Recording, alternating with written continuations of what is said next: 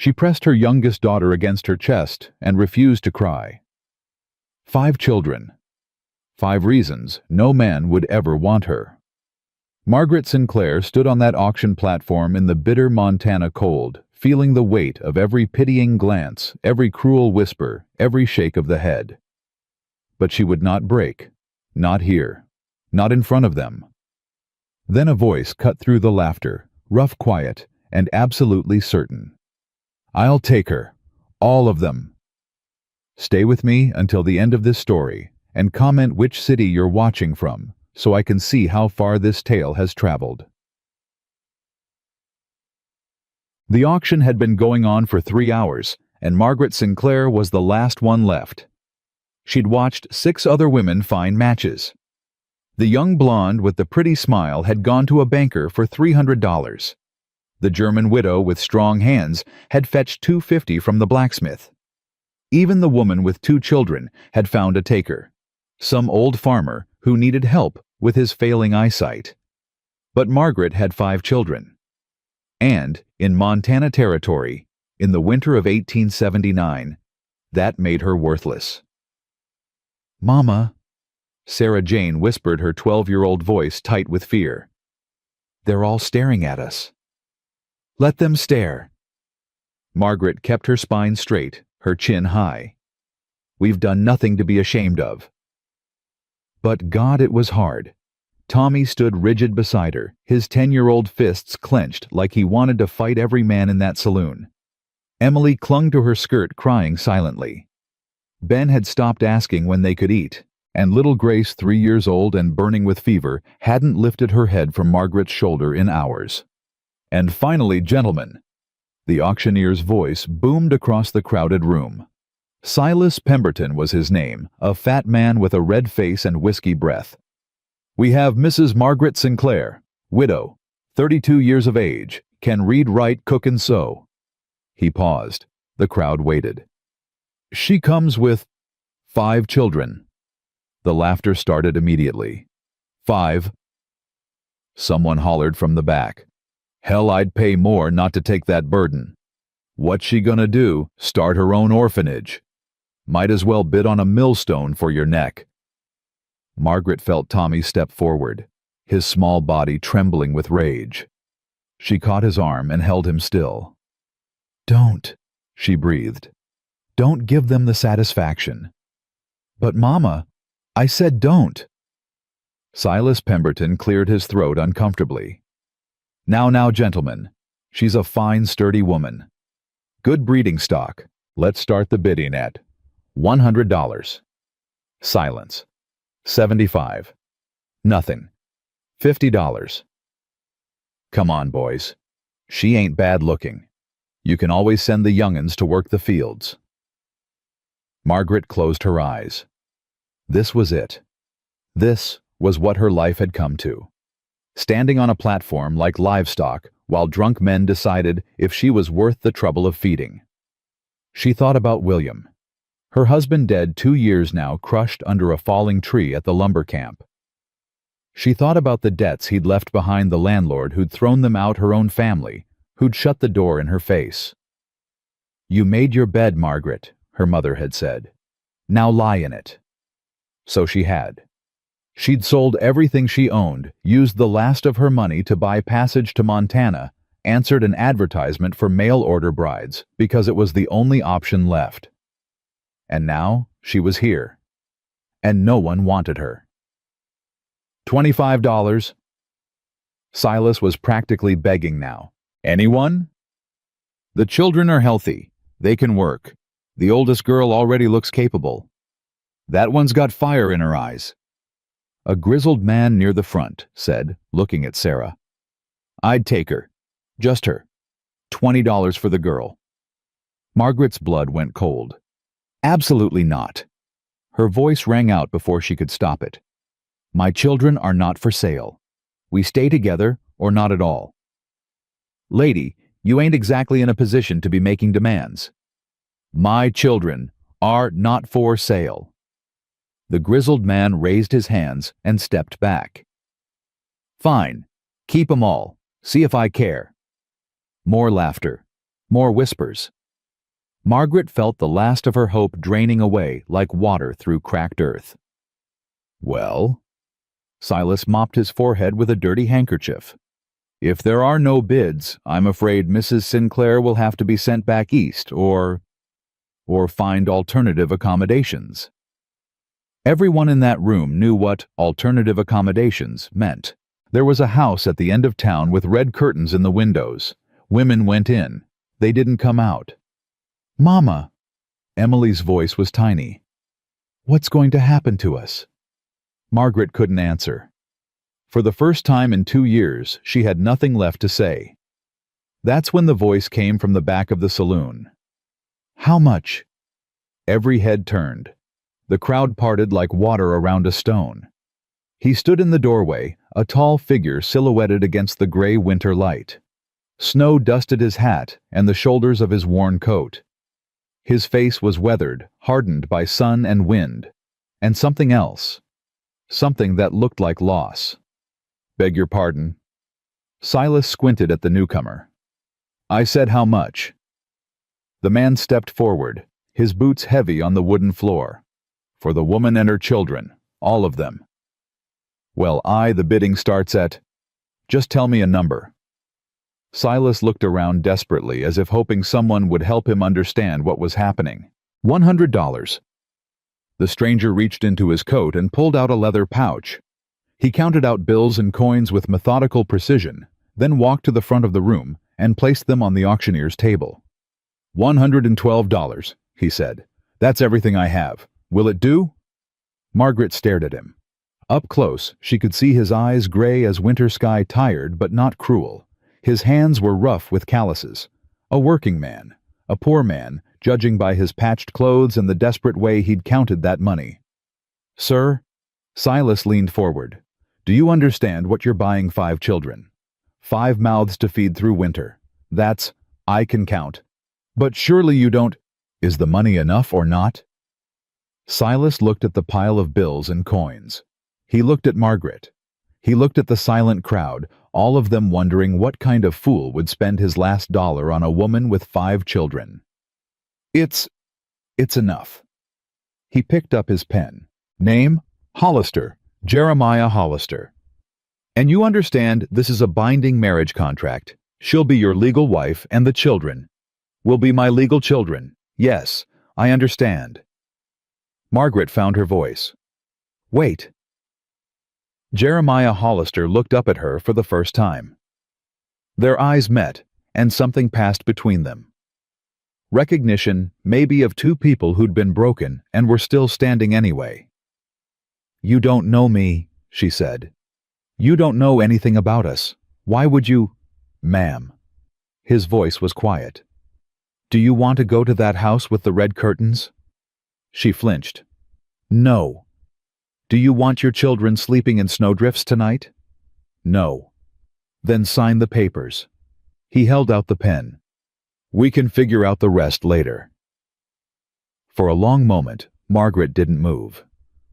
This was insane. She was about to marry a complete stranger, bind herself and her 5 children to a man she'd met 30 seconds ago. But what choice did she have? She stepped down from the platform, Sarah helping Emily, while Tommy carried Grace.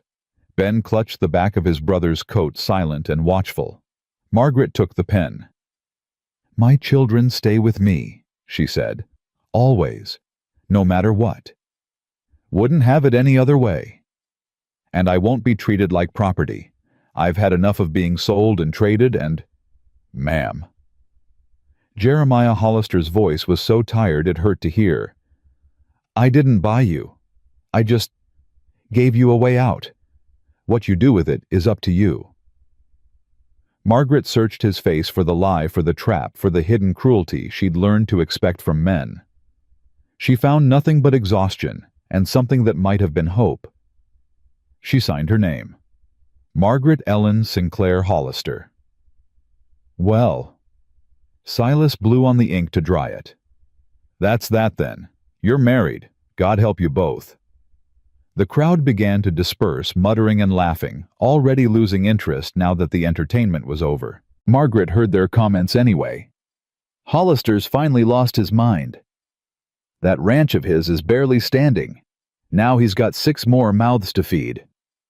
Give it a month. She'll be back here looking for another sucker. Jeremiah seemed not to hear them. He picked up a leather satchel from where he'd dropped it by the door and turned to Margaret. You have belongings. She gestured to the single battered trunk that held everything they owned. Their entire lives reduced to one box. That all? That's all. He picked up the trunk like it weighed nothing and headed for the door. Wagon's outside. It's a 2-hour ride to the ranch. We should go before the snow gets worse. Margaret gathered her children. Tommy was still glaring at everyone. Sarah had Emily by the hand. Ben was shivering despite the coat he'd long since outgrown. And Grace was so still in Margaret's arms that fear clawed at her heart. Mama. Sarah's voice was barely a whisper. Is he safe? Margaret looked at the back of Jeremiah Hollister as he walked out into the snow. A stranger. A poor man who'd just spent everything he had on a woman he didn't know. I don't know, she admitted, but he's our only chance. The wagon was old, the horse older. A brown mare with a gray muzzle and patient eyes that seemed to have seen everything twice. Jeremiah helped Margaret up onto the seat, then turned to the children.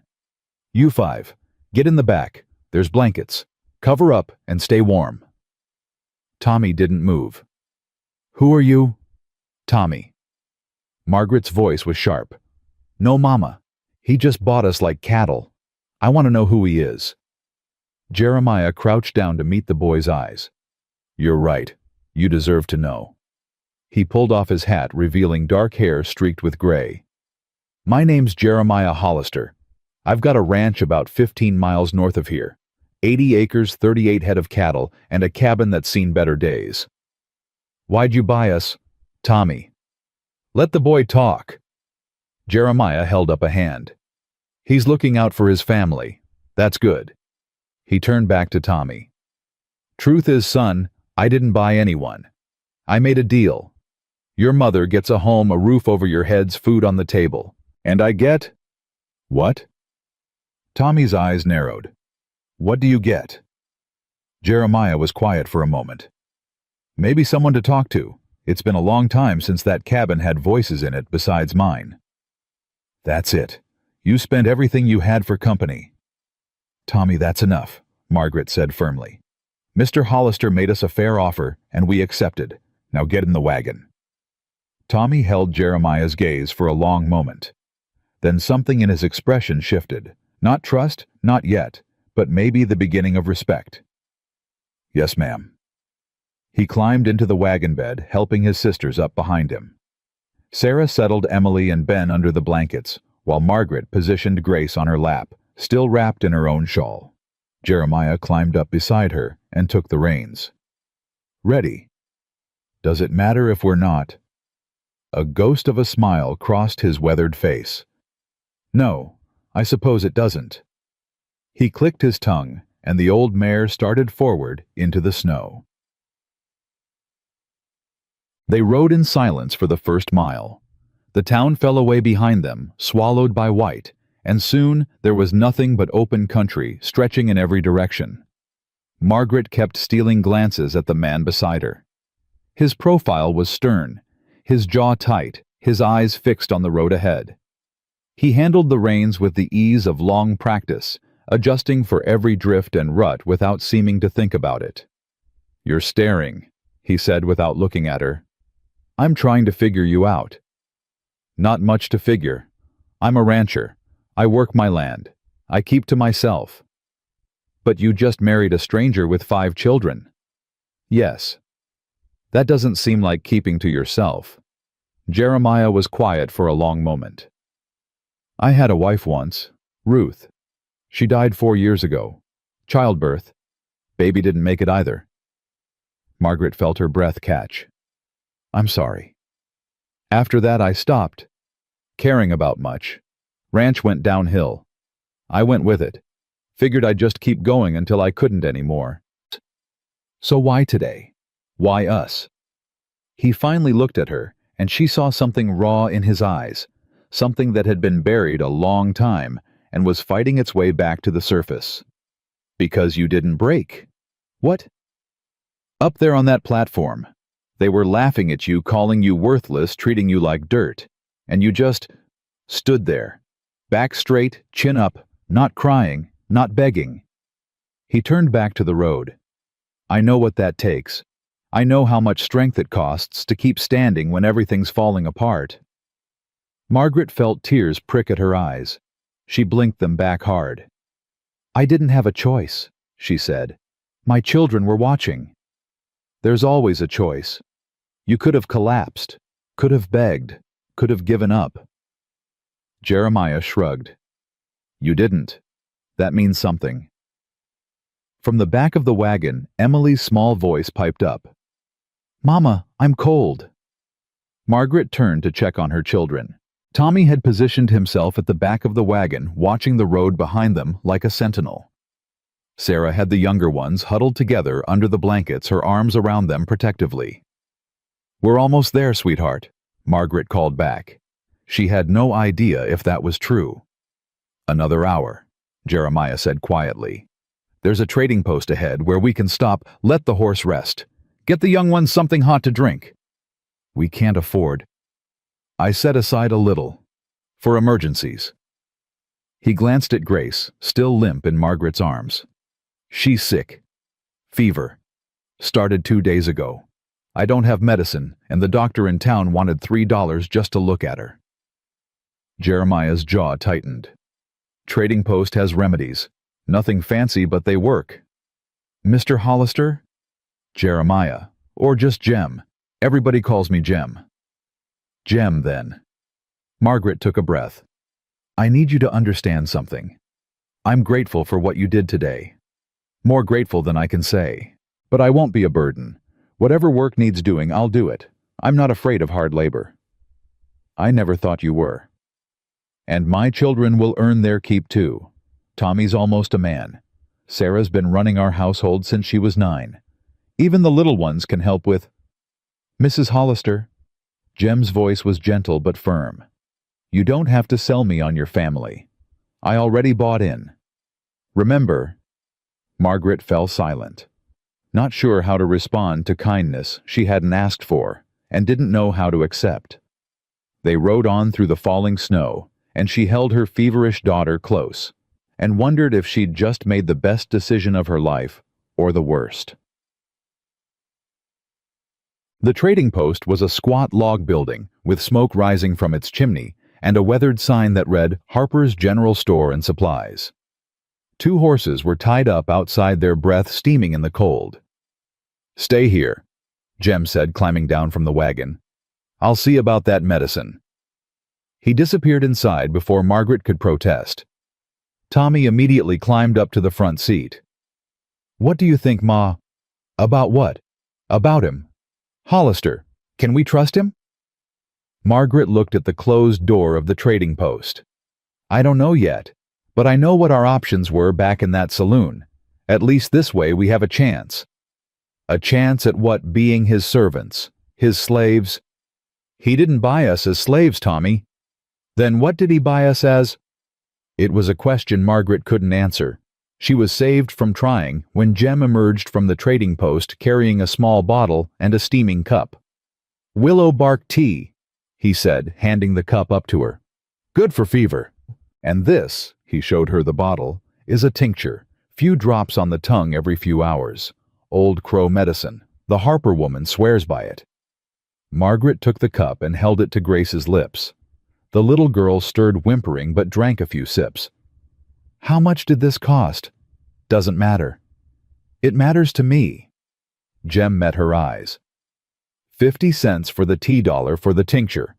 I've got enough left for supplies when we get home. He paused. You need to stop keeping score, Mrs. Hollister. We're not trading debts. We're building something, whatever that ends up being. He climbed back onto the wagon seat and picked up the reins. Everyone settled back there. Yes, sir, Sarah called. Then let's keep moving. Storm's getting worse and I want to be home before dark." The home that emerged from the swirling snow an hour later made Margaret's heart sink. The cabin was small, 2 rooms, maybe 3, with a sagging roof and shutters that hung crooked on their hinges. A barn leaned precariously to one side, and the corral fence had gaps where posts had rotted through. Even through the snow, she could see that the whole place had the look of something slowly dying. Jem pulled the wagon to a stop and sat still for a moment, as if seeing his ranch through her eyes and finding it wanting. "It ain't much," he said quietly. "I know that, but it's solid. Keeps the weather out, mostly. It's perfect." He looked at her sharply, suspecting sarcasm. "I mean it." Margaret met his gaze steadily. "It has walls, a roof, a door that can close against the world. That's more than we had this morning." Something flickered across his face, surprise maybe, or the beginning of hope. "Let's get you all inside." The next few minutes were a blur of activity. Jem carried the trunk while Margaret carried Grace. Tommy helped his sisters down from the wagon, and they all trudged through the snow to the cabin door. Inside it was cold, but not freezing. The remnants of a fire smoldered in the stone hearth, and Jem immediately set about building it back up. The main room was sparse: a rough table with 2 chairs, a shelf of supplies, a cookstove against one wall. The bedroom door stood open, revealing a simple bed with a patchwork quilt. "Bedroom's yours," Jem said without looking up from the fire. "You and the young ones. I'll sleep out here.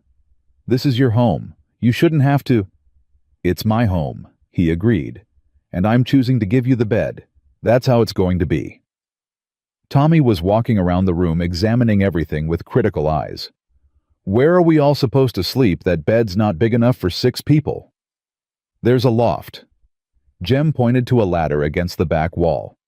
"Room up there for a couple of you, and I've got extra blankets. We'll make it work." "We'll make it work," Tommy repeated skeptically. "Just like that. Just like that. Unless you've got a better idea." The boy fell silent, unable to argue with logic. Sarah had found the cook stove and was examining it with professional interest. "Is there food? The little ones haven't eaten since yesterday." Jem's expression tightened with something that might have been shame. "Not much. Some beans, salt pork, a bit of flour. I wasn't expecting." "You weren't expecting 6 extra mouths." Margaret set Grace down on the bed and tucked blankets around her. "It's all right. We're used to making do. Tomorrow I'll ride into town, get proper supplies." "With what money?" The words came out sharper than Margaret intended. She took a breath. "I'm sorry.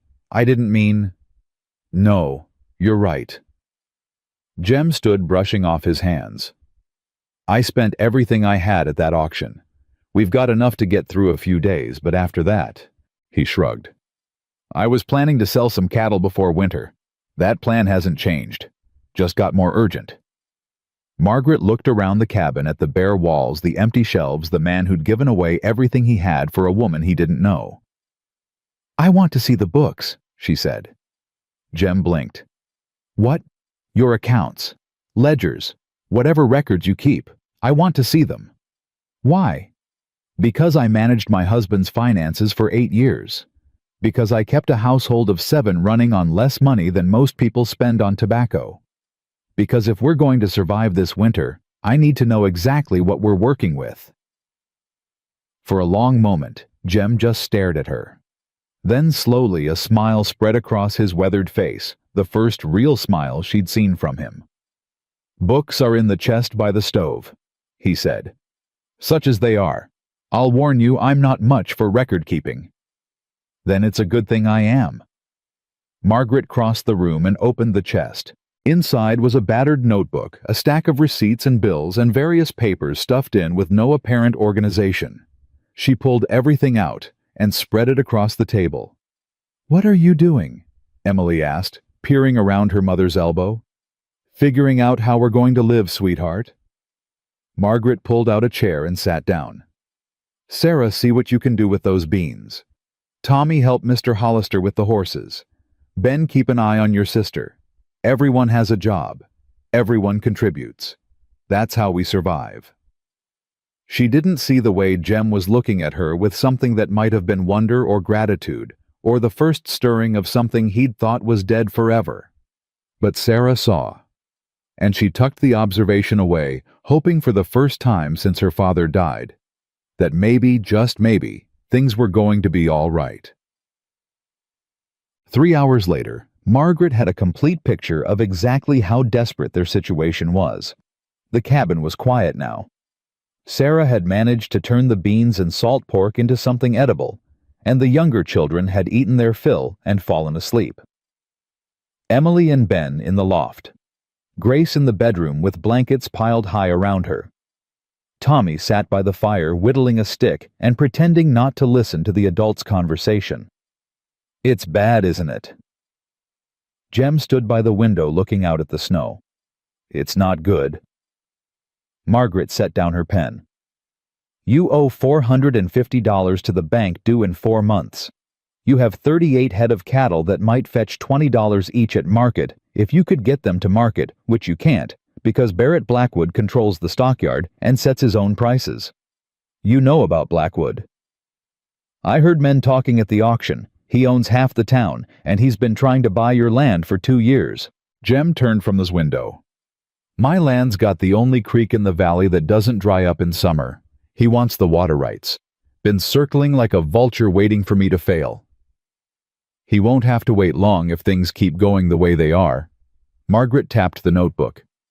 "You've been paying for supplies twice in some cases, losing receipts, missing payments that would have reduced your interest. I told you I wasn't much for record keeping. That's going to change." She met his eyes.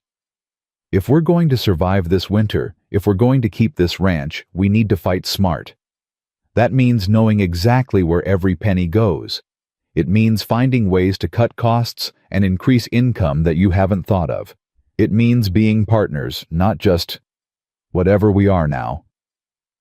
"Partners," Jem repeated slowly. "Is that acceptable to you?"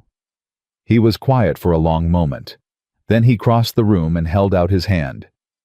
"Partners." Margaret shook it. His grip was strong, his calluses rough against her palm. From his spot by the fire, Tommy watched the exchange with narrowed eyes. He didn't trust this stranger who'd bought his family like livestock.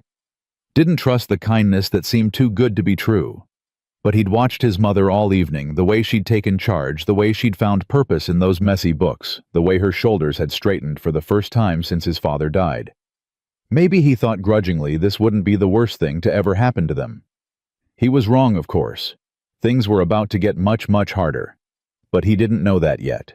None of them did. The first week passed in a blur of survival.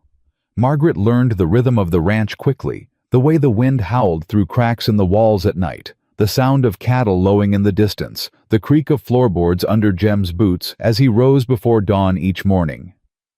She learned which pot leaked and which didn't, how to coax the temperamental cook stove into producing heat, and exactly how far their meager supplies could stretch.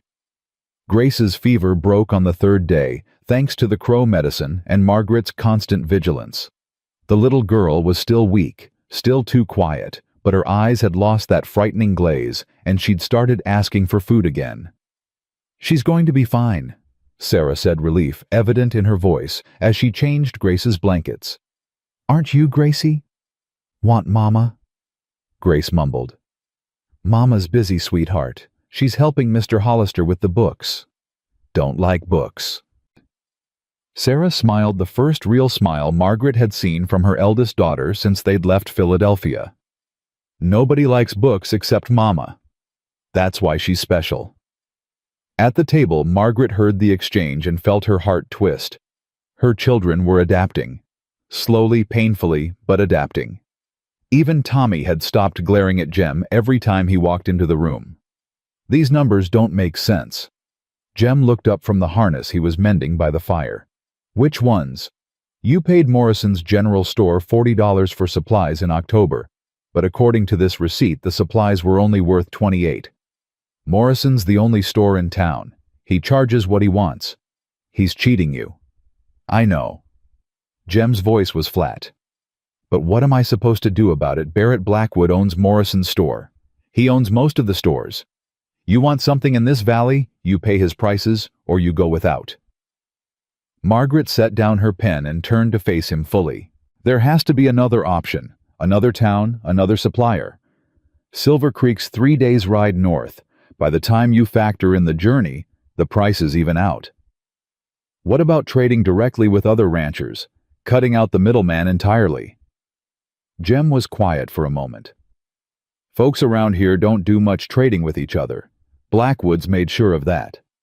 Anyone who crosses him finds their cattle mysteriously sick, their fences cut, their wells poisoned. He's done that to you.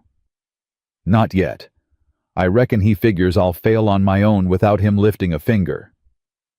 Jem's jaw tightened. He's probably right. No. Margaret's voice was sharp enough to make Tommy look up from his whittling. No, he's not right. We're not going to fail. Ma'am, with all due respect, you've been here a week. You don't know. I know numbers. I know that your ranch isn't as hopeless as you think. I know that if we can get your cattle to a fair market, we can pay off the bank and have enough left over to rebuild. She stood and crossed the room to stand in front of him. I also know that a man who spends his last dollar on a stranger doesn't give up easily. So why are you talking like you've already lost? Jem stared at her. In the firelight, his gray eyes seemed to flicker with something that might have been anger or might have been hope. Because I've been fighting alone for 4 years, he said quietly. And I'm tired. You're not alone anymore. The words hung between them heavier than Margaret had intended. She saw something shift in Jem's expression, a crack in the wall he'd built around himself. Before either of them could speak again, Ben's voice rang out from the loft. Tommy, look. Tommy was on his feet, instantly crossing to the ladder. What is it? Snow. Real snow. It's coming down so hard I can't see the barn. Margaret moved to the window and felt her stomach drop. Ben wasn't exaggerating. The world outside had vanished into a wall of white snow falling so thick and fast, it was like looking into nothing. Blizzard, Jem said, already reaching for his coat. I need to check on the cattle. In this, you can't even see 10 feet ahead. If I don't get them into the shelter, they'll freeze. He pulled on his gloves. Could lose half the herd in a storm like this. Then I'm coming with you. No. Mr. Hollister. I said no. His voice was hard, but his eyes were something else. Your children need you here. If something happens to me out there, they need to know their mother's safe. Margaret wanted to argue, but she looked at Grace still pale in the bedroom doorway, at Emily clutching Sarah's hand, at Ben, peering down from the loft with wide eyes. Be careful, she said instead. Jem nodded once and opened the door. The wind hit him like a fist, driving snow into the cabin in a horizontal sheet. He stepped out into the white and was gone. Margaret forced the door closed against the gale and turned to find 5 pairs of eyes watching her. Is he going to be all right? Emily asked in a small voice. Yes, sweetheart. He knows this land. He'll be fine. But as the hours stretched on and the storm showed no sign of letting up, Margaret's confidence began to waver. Tommy stationed himself by the window, watching for any sign of Jem's return. Sarah kept the fire burning high and put water on to boil. Emily and Ben huddled together in the loft, and Grace fell asleep in Margaret's arms. 1 hour passed, then 2. Mama. Tommy's voice was tight. Mama, it's been too long. I know. Someone should go look for him. Tommy, no. I won't lose you too. You won't lose. Tommy stopped staring at her. You think he's dead? I don't know. Margaret's voice cracked. I don't know anything. I've been here a week and I don't know this land. I don't know the weather. I don't know. The door burst open. Jem stumbled in, covered in snow from head to foot, half dragging something behind him. No, not something. Someone. A man. Native American Margaret realized, with long dark hair matted with ice and a face gone gray with cold. "Help me," Jem gasped. "Found him by the north fence. He's been out there for hours." Tommy was there in an instant, helping lower the unconscious man to the floor. Sarah ran for blankets. Margaret transferred Grace to Emily's arms and knelt beside the stranger, pressing her fingers to his throat. "He's alive. Barely. We need to get him warm." "I know him." Jem was stripping off his frozen coat, his movements jerky. "Sam Bluefeather. Works the Miller Ranch. Good man. Don't know what he was doing out in this." They worked together without speaking, wrapping Sam in blankets, positioning him near the fire, forcing warm water between his blue lips. Margaret found herself moving in perfect synchronization with Jem, anticipating his needs before he voiced them. "His hands," she said. "The fingers are white. If we don't get the blood flowing—" "I know. Here." Jem took Sam's hands between his own and began rubbing vigorously. "Come on, Sam. Don't you dare die in my cabin." An hour later, Sam's color had improved and his breathing had steadied. He still hadn't woken, but he was no longer slipping away. Margaret sat back on her heels, exhausted. "He's going to make it." "Thanks to you." Jem's voice was rough. "I wouldn't have known what to do with his hands. My husband's cousin lost 3 fingers to frostbite. I learned what to watch for." They sat in silence for a moment, the storm still raging outside, the fire crackling between them. "Thank you," Jem said suddenly. "For what?" "For not giving up. For knowing what to do. For—" He stopped, struggling with words that didn't come easily. "I've been alone a long time. I forgot what it's like to have someone fighting beside me." Margaret looked at this man, this stranger who'd bought her for $100, who'd ridden into a blizzard to save his cattle, who'd carried a dying man through the snow rather than leave him behind. "You're not alone anymore," she said again. "I meant it before.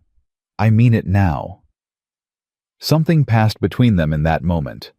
Not love. It was too soon for love. But understanding, maybe. Recognition. The beginning of trust. Tommy saw it from his spot by the window. He saw the way his mother's shoulders relaxed, the way Jem's hard edges seemed to soften. And for the first time, he wondered if maybe this arrangement wasn't as terrible as he'd feared. Sam Bluefeather woke the next morning. He opened his eyes slowly, confusion clouding his weathered features as he took in the unfamiliar cabin, the fire, the faces watching him. "Where?" "You're safe." Jem crouched beside him. "You're in my cabin. I found you in the storm last night." Sam's eyes focused on Jem and recognition flickered. "Hollister. The hermit rancher." "That's me." "You saved my life." "Don't read too much into it. I just didn't want a body on my property." Sam's cracked lips curved into a ghost of a smile. "Liar." He tried to sit up and winced. "My hands?" "You've got frostbite, but you'll keep your fingers thanks to her." Jem nodded toward Margaret. Sam turned his head and took in Margaret and the children for the first time. His eyebrows rose. "You have a family now." "It's complicated." "Isn't it always?" Sam looked at Margaret with dark, assessing eyes. "Thank you. For my hands." "You're welcome. Try to rest. You need to let your body heal." "Can't rest. I was on my way to warn the Valley ranches." "Warn them about what?" Sam's expression hardened. "Blackwood's making his move. He's been buying up debts all winter. Come spring, he's going to call them all due at once. Foreclose on everyone who can't pay." Jem went still. Everyone. Everyone. Miller's ranch, the Santos place, the Thompson homestead, and yours, Hollister. He's been especially interested in yours. Margaret felt the blood drain from her face. "He can't do that. The bank—" "Blackwood owns the bank, has for 3 months. He made some deal with Worthington, and now he holds every mortgage in the valley." The cabin fell silent, except for the crackle of the fire and the distant howl of the still raging storm. 4 months? Jem said quietly. I have 4 months to pay off my loan. You have until whenever Blackwood decides to call it in. Could be 4 months. Could be 4 weeks. Sam struggled to sit up again, and this time Margaret helped him. I was trying to reach the other ranchers, let them know what's coming. See if we could organize something, fight back somehow.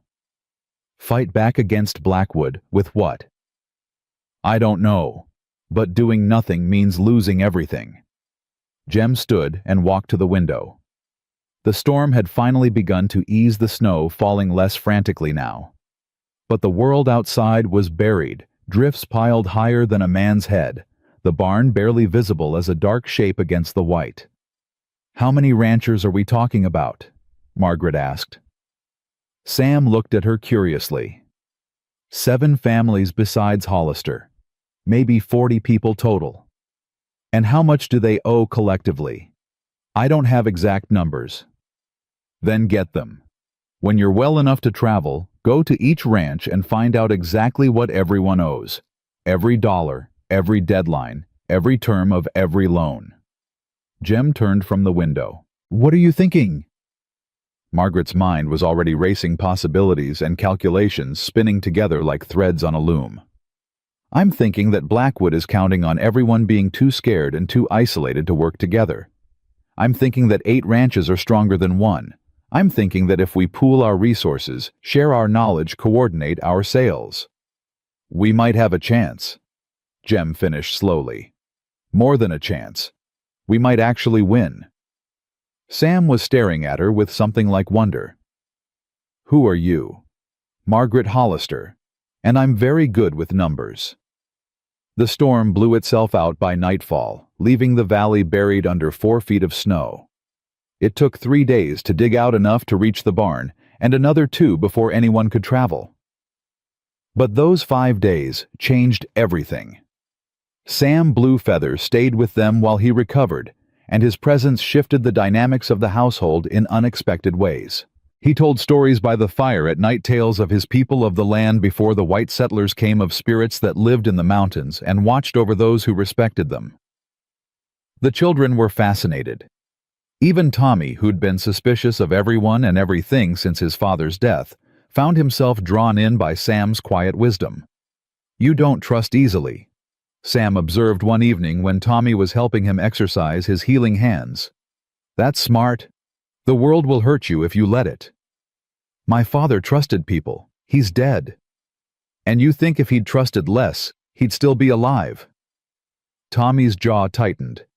I think he trusted the logging company to care about safety. They didn't. Tree came down wrong. Crushed him. I'm sorry for your loss. Everyone's sorry. Doesn't bring him back. Sam was quiet for a moment. Your mother trusts Hollister. My mother was desperate. She didn't have a choice. There's always a choice. She chose to hope. That's different from desperation. Is it? Hope sees possibility. Desperation sees only survival. Sam flexed his fingers carefully. Your mother sees possibility here. I think she might be right. Tommy looked across the cabin to where his mother sat at the table with Jem, their heads bent together over the ledgers she'd reorganized, voices low as they discussed numbers and plans. He's not my father, Tommy said stubbornly. No, he's not. But maybe he could be something else, something new. Like what? Sam smiled. That's for you to decide. On the 6th day, Sam was well enough to leave. He stood at the door of the cabin wrapped in a coat Jem had insisted he take, and looked at the family who'd saved his life. I'll get those numbers for you, he told Margaret. Every ranch, every debt. And I'll tell them about your plan. By the time the snow melts, you'll have allies. Thank you, Sam. He nodded, then turned to Jem. You chose well, Hollister. She's got more fight in her than half the men in this territory. I'm starting to realize that. Sam whistled, and a horse appeared from the direction of the barn. his own mount, which Jem had found wandering near the property during a supply run and had been caring for since. "I'll be back before spring," Sam said, swinging into the saddle. "We'll fight this together, all of us." He rode away into the white wilderness, and Margaret felt something she hadn't felt in years. Hope. The weeks that followed were the hardest of Margaret's life, but also somehow the best.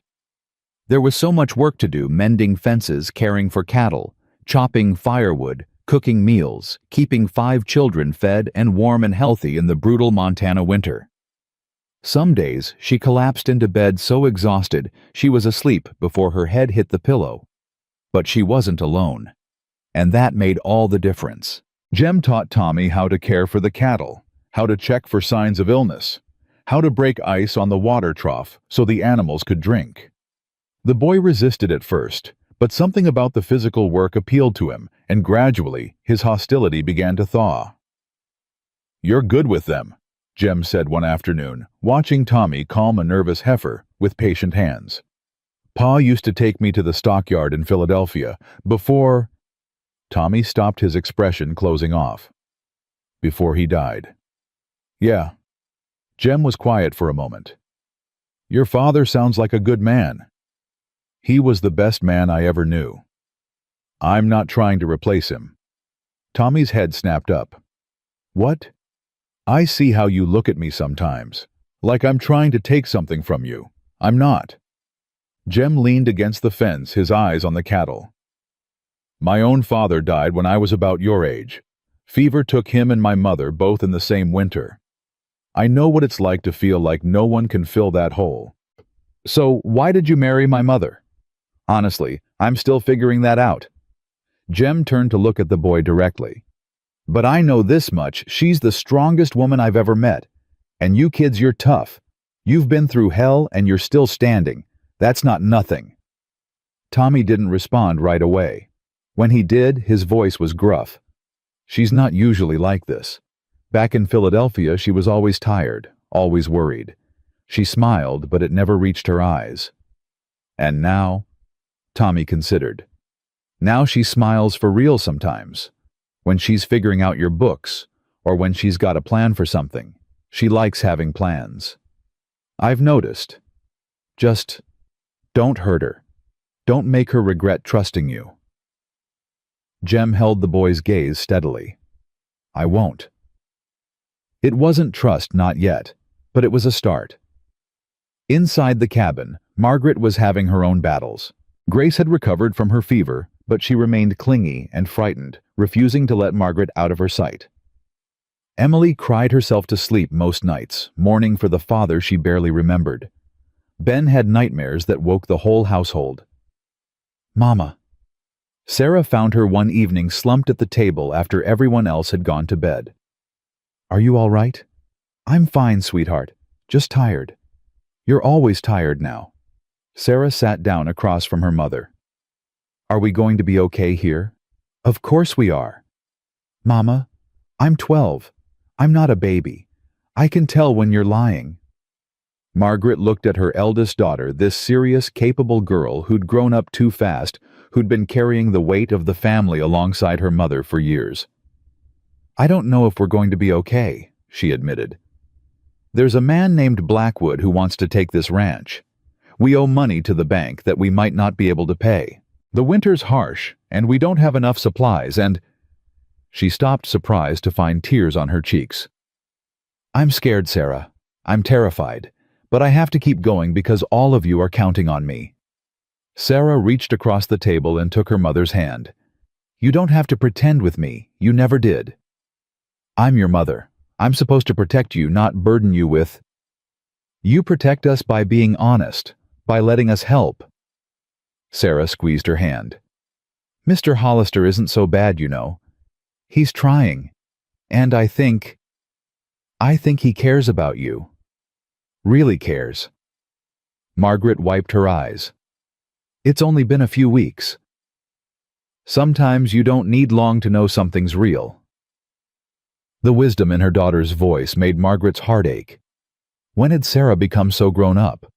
When had the little girl who used to bring her wildflowers turned into this young woman who understood things that even Margaret was afraid to see?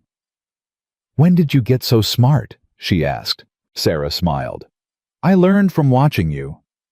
Christmas came quietly. There was no money for presents, no feast to be had. But Jem cut down a small pine tree, and the children decorated it with scraps of ribbon and paper stars that Margaret taught them to fold. Sarah made a dinner of beans and salt pork that somehow tasted better than any holiday meal Margaret could remember. "This is nice," Emily said, her small face lit by candlelight. "It feels like a real family." No one knew quite how to respond to that, but Margaret saw Jem's expression soften, saw something vulnerable flash in his gray eyes before he looked away. "I have something," he said gruffly. He disappeared into the bedroom and emerged with a cloth-wrapped bundle. "It's not much, but I made them. Before I knew I'd have anyone to give them to." He unwrapped the bundle to reveal 5 small wooden figures: a horse, a cow, a bird, a cat, and a dog. Each one was carved with careful detail, polished smooth by patient hands. "They're beautiful," Sarah breathed. "Take your pick, one for each of you." Grace reached for the cat immediately. Ben grabbed the horse. Emily chose the bird, and Sarah took the dog with gentle reverence. Only Tommy hesitated. He looked at the remaining cow, then at Jem, then back at the carving. "You made these yourself?" "In the evenings. Gives my hand something to do." Tommy picked up the cow, slowly turning it over in his hands. The craftsmanship was remarkable, every detail perfect, every line smooth. "My father used to whittle," Tommy said quietly. "He wasn't very good at it. Always said his hands were better with an axe than a knife." "Sounds like a practical man." He was. Tommy looked up. "Thank you. For the cow." "You're welcome." It was the first time Tommy had thanked Jem for anything. Margaret felt tears prick at her eyes and quickly looked away. But then Ben started coughing. At first, Margaret thought nothing of it. Children coughed all the time in winter. She gave him water, checked his forehead, and sent him up to the loft to sleep. By morning, he was burning with fever. "No." Margaret pressed her hand to his forehead, feeling the terrifying heat radiating off him. "No, no, no, not again." "Mama." Ben's voice was thin, thready. "Mama, I can't breathe good." "Shh, baby. You're going to be fine. You're going to be just fine." But she could hear it, the rattle in his chest, the wheeze with every breath.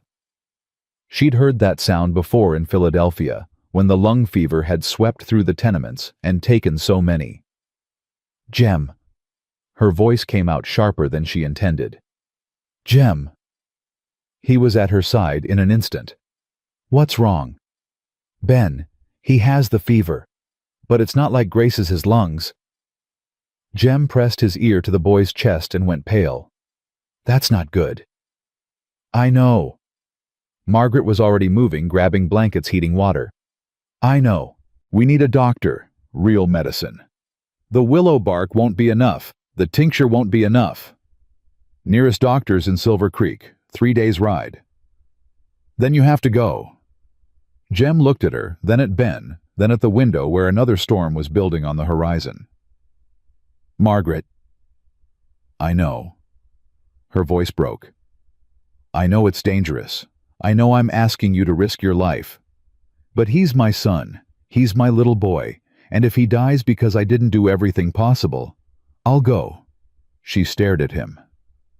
"I'll go," he repeated. "I'll ride through the night, get the doctor, bring him back. 2 days if I push hard." "You could die out there." "I could." He was already pulling on his coat. "But that boy's not going to die, not if I can help it." "Jem." He stopped at the door and looked back at her. "I made a deal with you at that auction. I said I'd give you a home, a roof, food on the table. But this is different. This isn't about deals." He paused. "Somewhere in the past few weeks those kids became something to me. I don't have a word for it, but I'm not going to watch one of them die without a fight." Margaret crossed the room and took his face in her hands. "Come back to us. Promise me." "I promise. And bring my son the medicine he needs." "I will." She kissed him then. Quick, desperate, not thinking about what it meant or what it would change. Just needing him to know, needing herself to know that this was real, that they were real, that whatever happened next, they'd face it together. Jem looked at her for a long moment. Then he pulled open the door and disappeared into the gathering storm. Margaret turned back to her son, to the battle that would consume the next 2 days, and prayed harder than she'd ever prayed in her life. The hours blurred together. Ben's fever climbed. His breathing grew more labored. Margaret sat beside him through the endless night, cooling his forehead with damp cloths, forcing water between his cracked lips, talking to him constantly, even when he couldn't respond. "Remember when we lived in the house on Maple Street?" she whispered. "Remember the garden out back? You used to catch frogs in the pond. You'd bring them inside and put them in my sewing basket. I'd scream and you'd laugh so hard you couldn't stand up." Ben's eyelids fluttered. "Frogs," he mumbled. "That's right, baby. Frogs. You loved those frogs. Miss the frogs. I know you do." Margaret's voice broke. "But you have to stay with me now. You have to fight. Can you do that? Can you fight for Mama?" "Tired, Mama." I know you're tired, but I need you to keep trying. Just a little longer." Sarah appeared at her elbow with a cup of broth. "Try to get him to drink this. He can barely swallow. Try anyway." Margaret coaxed the broth into Ben's mouth, drop by drop, watching for any sign of improvement. There was none. Tommy came down from the loft where he'd been keeping watch. "Storm's getting worse. Is there any sign of Mr. Hollister?" "No." Margaret closed her eyes. "He'll come back. He promised." "Ma, it's been almost 2 days. If the storm—" "He'll come back." Tommy looked at his brother's pale face, at his mother's exhausted eyes, and made a decision. "I'm going to the barn to check on the animals. If he comes back, he'll need fresh horses ready."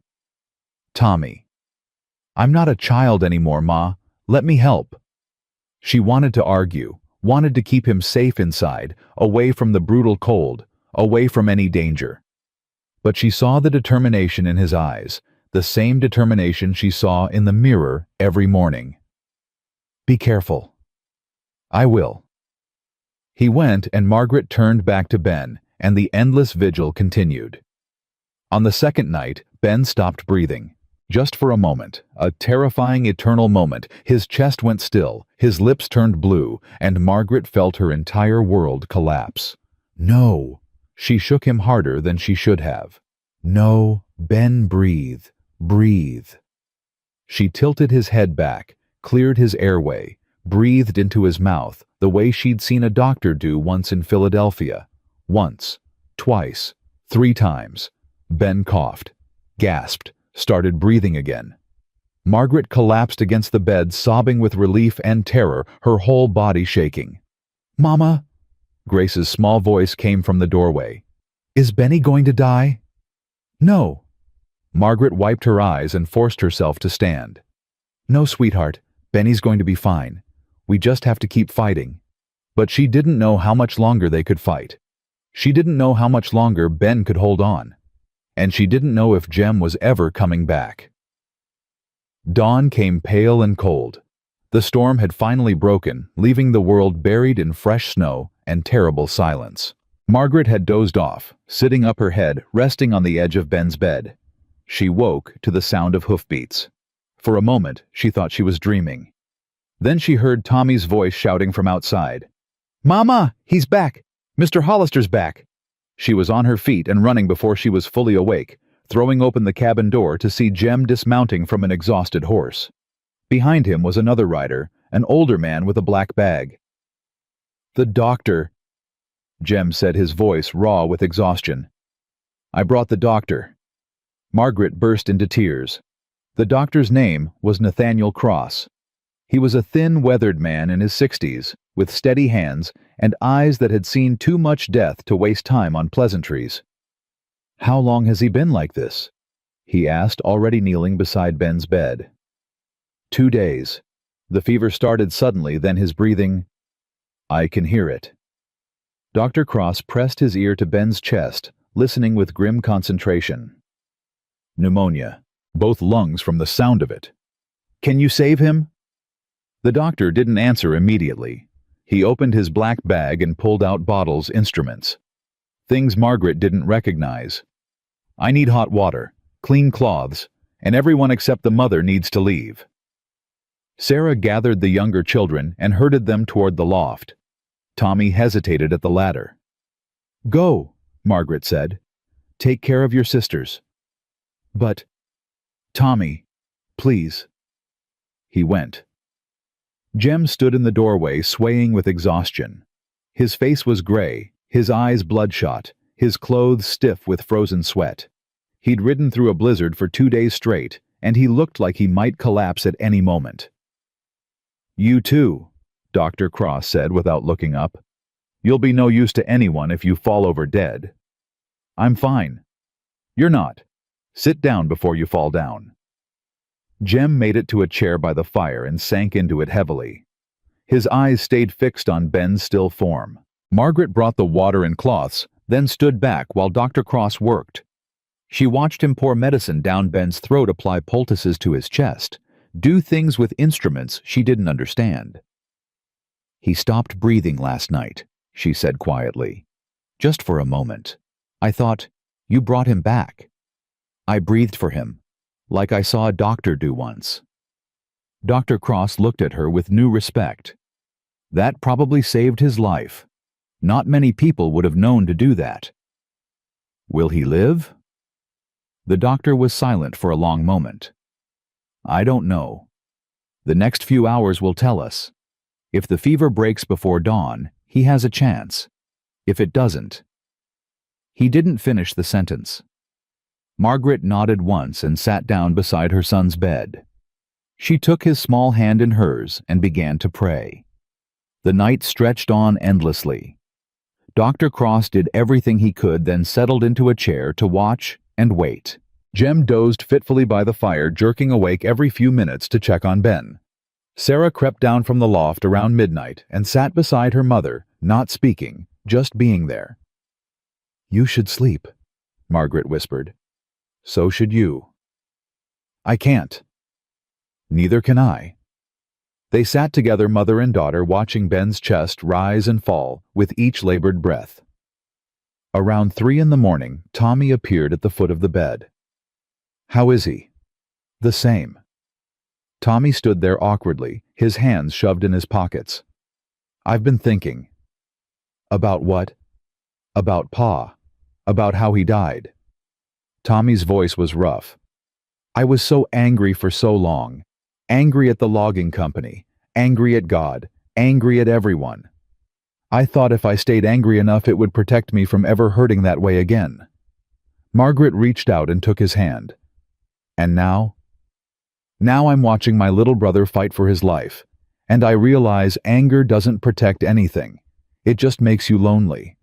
Tommy, let me finish. He took a shaky breath. Mr. Hollister Jem. He rode through a blizzard for 2 days to save Ben. He could have died out there. He almost did die out there from the look of him. Tommy glanced at the man dozing by the fire. Pa would have done the same thing. That's what good men do. They risk themselves for the people they care about. What are you saying? I'm saying maybe I've been wrong about him. Maybe... Tommy's voice cracked. Maybe it's okay to let him in. Maybe it doesn't mean I'm betraying Pa. Margaret pulled her son close and held him tight. Your father would be so proud of you. You know that, don't you? I miss him. I know, baby. I miss him too. They held each other in the darkness, and for the first time since William's death, Tommy let himself cry. Dawn came slowly, painting the cabin in shades of gray and gold. Margaret had fallen asleep, sitting up, her head resting on the edge of Ben's bed. She woke to a hand on her shoulder and found Dr. Cross looking down at her with an expression she couldn't read. "Mrs. Hollister." Her heart stopped. "No, no, please." His fever broke. It took a moment for the words to penetrate. "What?" "About an hour ago. His fever broke and his breathing is easier. He's going to make it." Margaret looked at her son. His face was still pale, still too thin, but the terrible flush was gone from his cheeks. His chest rose and fell in a steady rhythm, no longer rattling with every breath. "Ben." She touched his forehead. "Cool. Blessedly, miraculously cool." "Ben, can you hear me?" His eyes fluttered open. "Mama." "I'm here, sweetheart. I'm right here." "I had the strangest dream. There were frogs everywhere, and Pa was there, and he said—" Ben's brow furrowed. "He said I had to go back, that you needed me." Margaret's eyes filled with tears. "He was right. I do need you. We all need you." "I'm hungry." A laugh escaped her, half sob, half relief. "Sarah, Sarah, wake up, your brother wants breakfast." The next few hours were chaos of the best kind. Sarah made porridge while Tommy helped Ben sit up. Emily and Grace crowded around the bed touching their brother as if to make sure he was real. Even little Grace seemed to understand that something wonderful had happened. "Benny's not going to heaven?" she asked, her small face serious. "Not today, sweetheart. Not for a long, long time." Jem hung back watching the family reunion with an expression Margaret couldn't quite read. She crossed the room to stand beside him. "Thank you. Just did what needed doing. You rode through a blizzard. You nearly killed yourself getting that doctor here. That's not just what needed doing. That's—" She stopped, struggling for words. "What?" "That's what family does." Jem went very still. "Family. You saved my son's life. You've given us a home, a chance at a future. You've been more of a father to my children in 2 months than most men would be in a lifetime." Margaret took his hand. "Whatever this arrangement started as, it's not that anymore. At least not to me." "Margaret, I know it's complicated. I know we barely know each other. But I think—" She took a breath. "I think I'm falling in love with you, Jeremiah Hollister. And I need to know if that scares you." He was quiet for so long she was afraid she'd made a terrible mistake.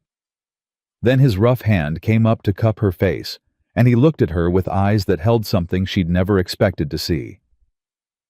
"It terrifies me," he said quietly.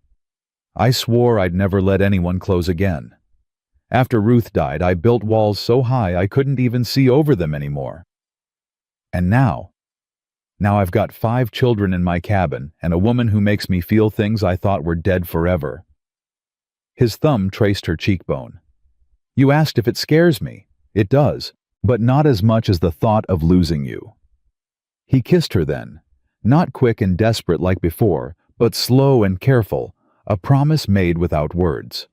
From across the room, Tommy watched, and for the first time since his father died, he smiled. Dr. Cross stayed for 3 more days, making sure Ben's recovery was complete before making the long journey back to Silver Creek. On his last morning, he pulled Margaret aside. "Your boy is strong. He'll make a full recovery, but he needs rest. Real rest. No running around in the cold for at least a month. I'll make sure of it. There's something else." The doctor's expression grew serious. "I've been hearing things on my rounds. About a man named Blackwood." Margaret's stomach tightened. "What kind of things?" "He's been buying up debts all winter. Mortgages, loans, even IOUs from the general store. Word is he's planning to call them all due at once come spring." "We know. Sam Bluefeather told us." "Then you know he's targeting your husband specifically. That water on your land, it's the key to controlling the whole valley. Blackwood won't stop until he has it." "What do you suggest we do?" Dr. Cross shook his head. "I'm a doctor, not a businessman. But if I were you, I'd start building alliances. One ranch can't stand against Blackwood. 8 ranches together might have a chance." That's exactly what we're planning. Good. He picked up his bag. I'll be back in a month to check on the boy. Try not to get into too much trouble before then. But trouble, it seemed, was already on its way. Sam Blue Feather returned 2 weeks later with news that made Margaret's blood run cold. "Blackwood's moving faster than we thought," he said, warming his hands by the fire. "He called in the Thompson mortgage yesterday, gave them 48 hours to pay in full or get out." "Can they pay?" "No, nobody can pay that kind of money that fast. That's the whole point." Jem paced the length of the cabin. "How much do they owe?" $300. They've got maybe 50 in savings. And the other ranchers? Same story. Miller owes 400. Santos owes 250. Everyone's in the same bind. Sam looked at Margaret. "I got the numbers you asked for. Every debt in the valley, every dollar, every deadline. It's not pretty." Margaret took the papers he offered and spread them across the table. The picture that emerged was devastating. Blackwood had been patient, calculating buying up debts strategically to maximize his leverage. When he made his move, no one would be able to resist. "We have to stop him," she said. "How?" Jem's voice was bitter. "He's got the law on his side. Those debts are legal. He has every right to collect them." "Maybe. But he doesn't have the right to destroy people's lives for his own greed." Margaret looked at the papers again, her mind racing. How did the Thompsons borrow that money in the first place? Sam checked his notes. Worthington at the bank, same as everyone else. And Blackwood bought the debt from Worthington. That's right. Was there a proper transfer of the mortgage paperwork filed with the territorial office? Sam and Jem exchanged glances. "I don't know," Sam admitted. "Why?" "Because if there wasn't, if Blackwood just paid Worthington under the table without following proper legal procedures, the transfer might not be valid. The original terms of the loan might still apply." Jem stared at her. "You think he cut corners?" "I think a man who's trying to steal an entire valley probably didn't worry too much about paperwork." Margaret gathered the documents. "I need to see the original mortgages, every single one. If there's an irregularity, we might be able to buy time." "Where are you going to find a lawyer to help with this?" Sam asked. "The only lawyer in town is Blackwood's man." "We don't need a lawyer. We need evidence." Margaret looked at Jem. "And we need to move fast. How long until Thompson's deadline?" "Tomorrow morning." "Then we ride now." Jem caught her arm. "Wait. You want to ride to Thompson's place in the middle of winter, dig through their legal papers, and somehow find a way to stop Blackwood all by tomorrow morning?" "Yes." "That's crazy." "Do you have a better idea?" He was silent for a long moment. Then he grabbed his coat. "Sam, you stay here with the children. Margaret, let's go." The ride to Thompson's ranch took 2 hours through deep snow. By the time they arrived, Margaret's hands were numb and her legs ached from riding, but her mind was clear and focused. Henry Thompson was a tired man in his 50s with a wife and 3 grown sons. He met them at the door with a shotgun. "What do you want, Hollister?" "We're here to help." "Help!" Thompson laughed bitterly. "Nobody can help. Blackwood's got me by the throat, and there's not a damn thing anyone can do about it." "Maybe there is." Margaret stepped forward.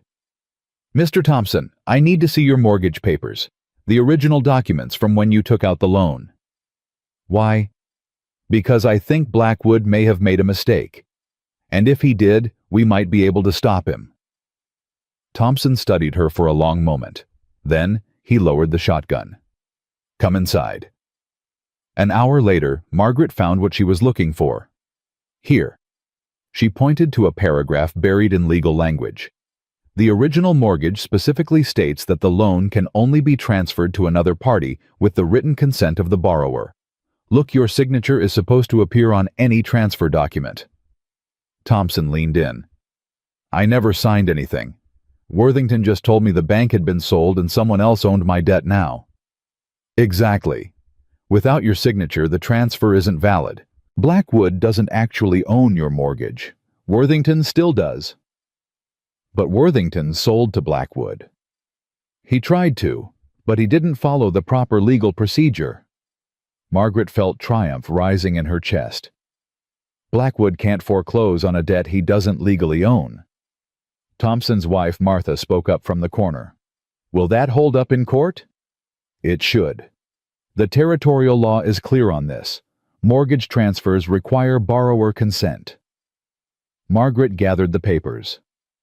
But we need to move fast. If Blackwood shows up tomorrow to take your property, you need to be ready to fight. Fight how he'll bring men with guns. And you'll have something better. The law. Margaret looked at Jem. We need to check the other mortgages. If Blackwood made the same mistake with everyone, then he doesn't own any of the debts, Jem finished. The whole thing falls apart. Exactly. They rode through the night, stopping at ranch after ranch, digging through paper after paper. By dawn, they had checked 4 of the 7 threatened properties, and every single mortgage had the same clause. Every single transfer had been done without the borrower's consent. Blackwood had been so confident in his power that he hadn't bothered to follow the rules, and that was going to be his downfall. The confrontation came 3 days later. Margaret stood on the porch of the Thompson Ranch, surrounded by 7 families, every rancher Blackwood had tried to destroy. Behind them, nearly 30 people had gathered, men and women and children, all of them terrified, but all of them refusing to back down. Jem stood at her side, his hand resting on the pistol at his hip. Tommy was there too, his young face set with determination.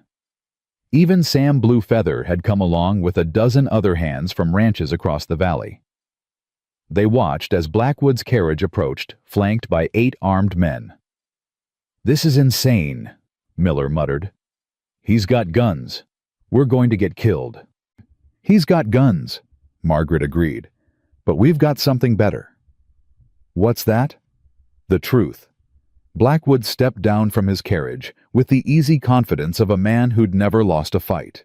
He was tall and broad-shouldered, with silver hair and cold blue eyes that swept across the assembled crowd with contempt. "Well, well," his voice carried across the snow. "I see the rabble has gathered. How touching." "Mr. Blackwood." Margaret stepped forward. "I'm Margaret Hollister." "I know who you are, the mail-order bride who thinks she's clever." Blackwood smiled, but there was no warmth in it. "You're wasting your time, Mrs. Hollister. These people owe me money, and I've come to collect." "Actually, they don't owe you anything." "Excuse me." Margaret pulled a sheaf of papers from inside her coat. "These are the original mortgage documents for every property you claim to own. Every single one contains a clause requiring borrower consent for any transfer of the debt.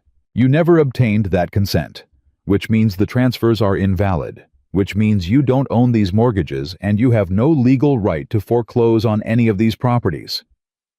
Blackwood's smile faltered. "That's absurd." "Is it? I've already sent copies of these documents to the territorial governor's office, along with a detailed explanation of your scheme." Margaret held up an envelope. "I also have sworn statements from every rancher here attesting that they never consented to any transfer.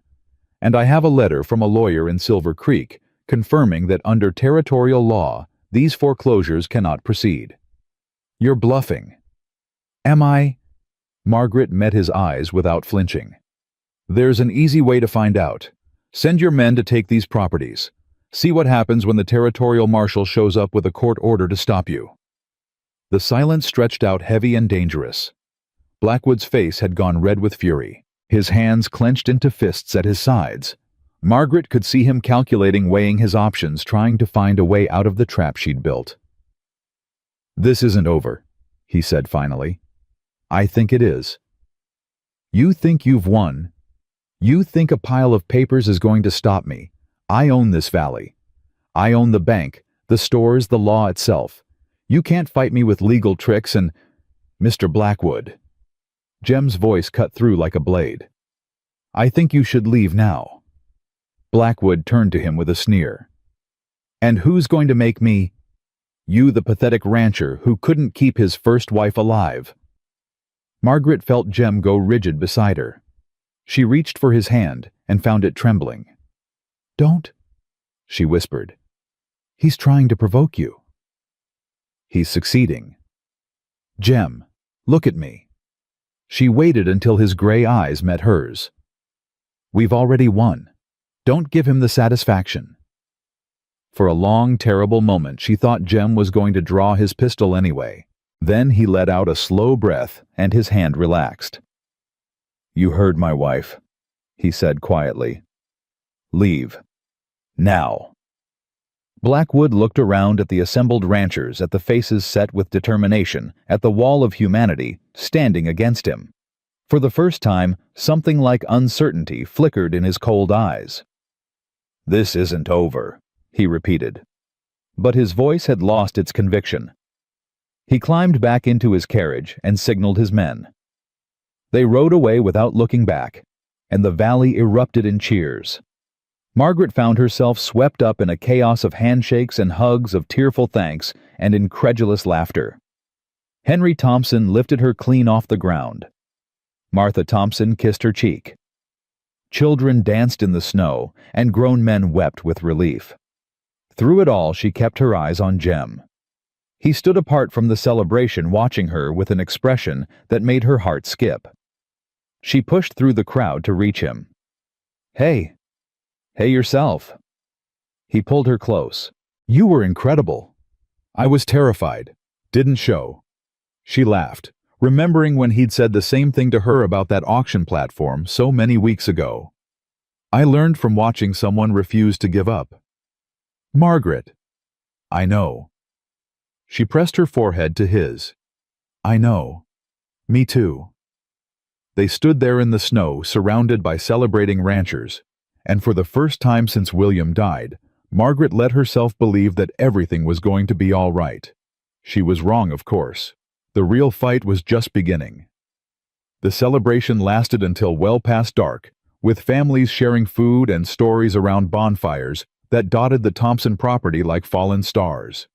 Children ran laughing through the snow, while their parents talked in low, hopeful voices about futures that had seemed impossible just hours before. But Margaret couldn't shake the feeling that something was wrong.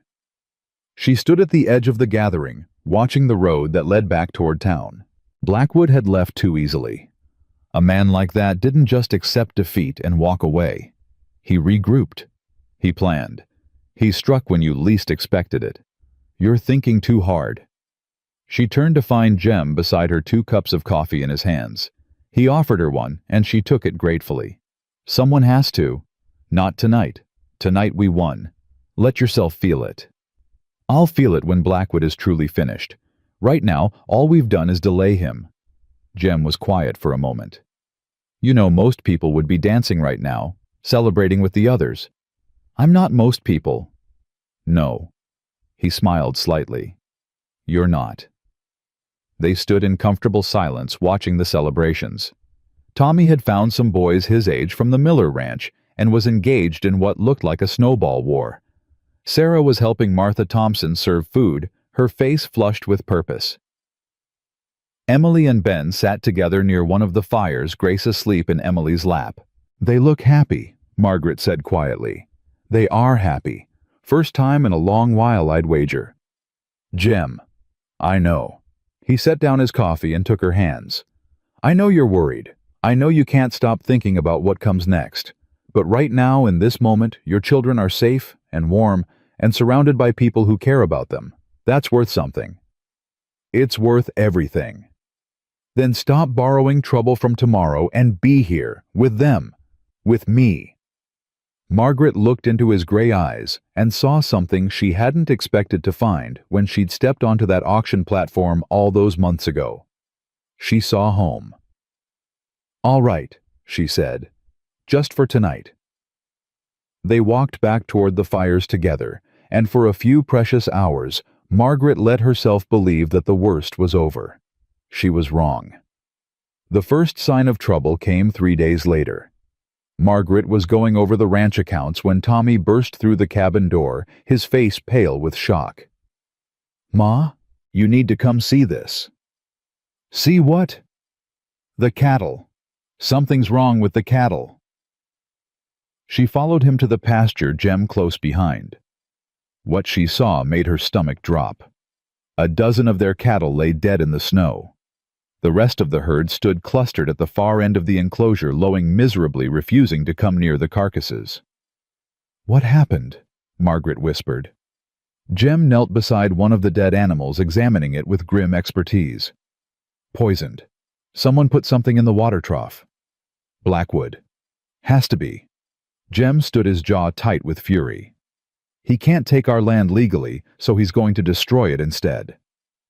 Margaret felt the ground shift beneath her feet. Those cattle were their livelihood. Without them, they couldn't pay the bank. Without them, they'd lose everything. "How many did we lose?" 12. Maybe more if whatever they used is still in the water. "Can we prove it was Blackwood?" "Does it matter? He owns the sheriff. He owns the judge. We could have a written confession, and it wouldn't make a difference." Tommy stood watching his young face hard. "So, what do we do?" Margaret looked at her son, at the man he was becoming, at the fear he was trying so hard to hide. She looked at Jem, exhausted and angry and ready to fight. She looked at the dead cattle lying in the snow, and she made a decision. "We don't give up," she said. "That's what Blackwood wants. He wants us scared and hopeless. He wants us to quit." She straightened her spine. "We're not going to quit. Margaret, we just lost a third of our herd. I know, and we'll find a way to survive anyway. We'll work harder. We'll sell what we can at Silver Creek.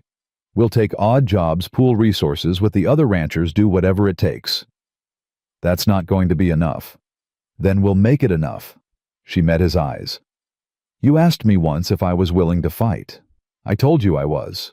Did you think I only meant when it was easy?" Jem stared at her for a long moment. Then something shifted in his expression, resignation giving way to determination. "All right, we fight."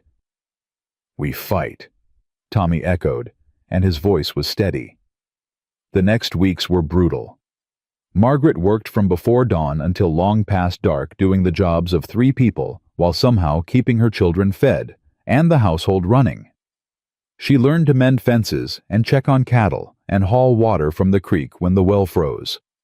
Her hands blistered and bled and blistered again. Her back ached constantly. She fell asleep at the table more nights than not, too exhausted to even make it to bed. But she didn't complain. Not once. Neither did Jem. He pushed himself even harder, taking on the most dangerous and demanding work himself, trying to spare Margaret and the children. He rode out in storms to check on the herd. He cut firewood until his shoulders screamed. He did the work of 10 men with nothing but grim determination and the occasional encouraging glance at his wife, because that's what she was now. His wife. Not in name only, not just on paper, but in truth. They'd started sharing the bedroom 2 weeks ago, and if the children noticed, they didn't comment. Some things didn't need to be said aloud. "You're going to kill yourself," Margaret told him one night as she bandaged a cut on his hand. "You can't keep working like this. Neither can you. I'm tougher than I look." "I know." He flexed his fingers experimentally. "I've never met anyone tougher. Flatterer. Truth-teller."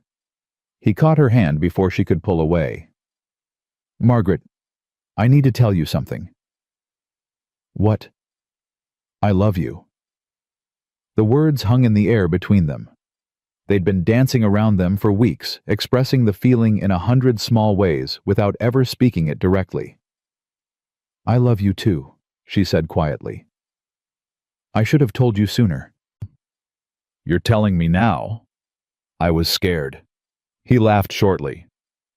"Big, tough rancher scared of 3 little words." "There's nothing little about those words." Margaret cupped his face in her hands. "Jeremiah Hollister, I married you because I had no choice. I'm staying with you because I do. Whatever happens next, Whatever Blackwood throws at us, I'm not going anywhere. Promise? Promise. He kissed her, then gentle and fierce all at once, and Margaret felt something click into place inside her.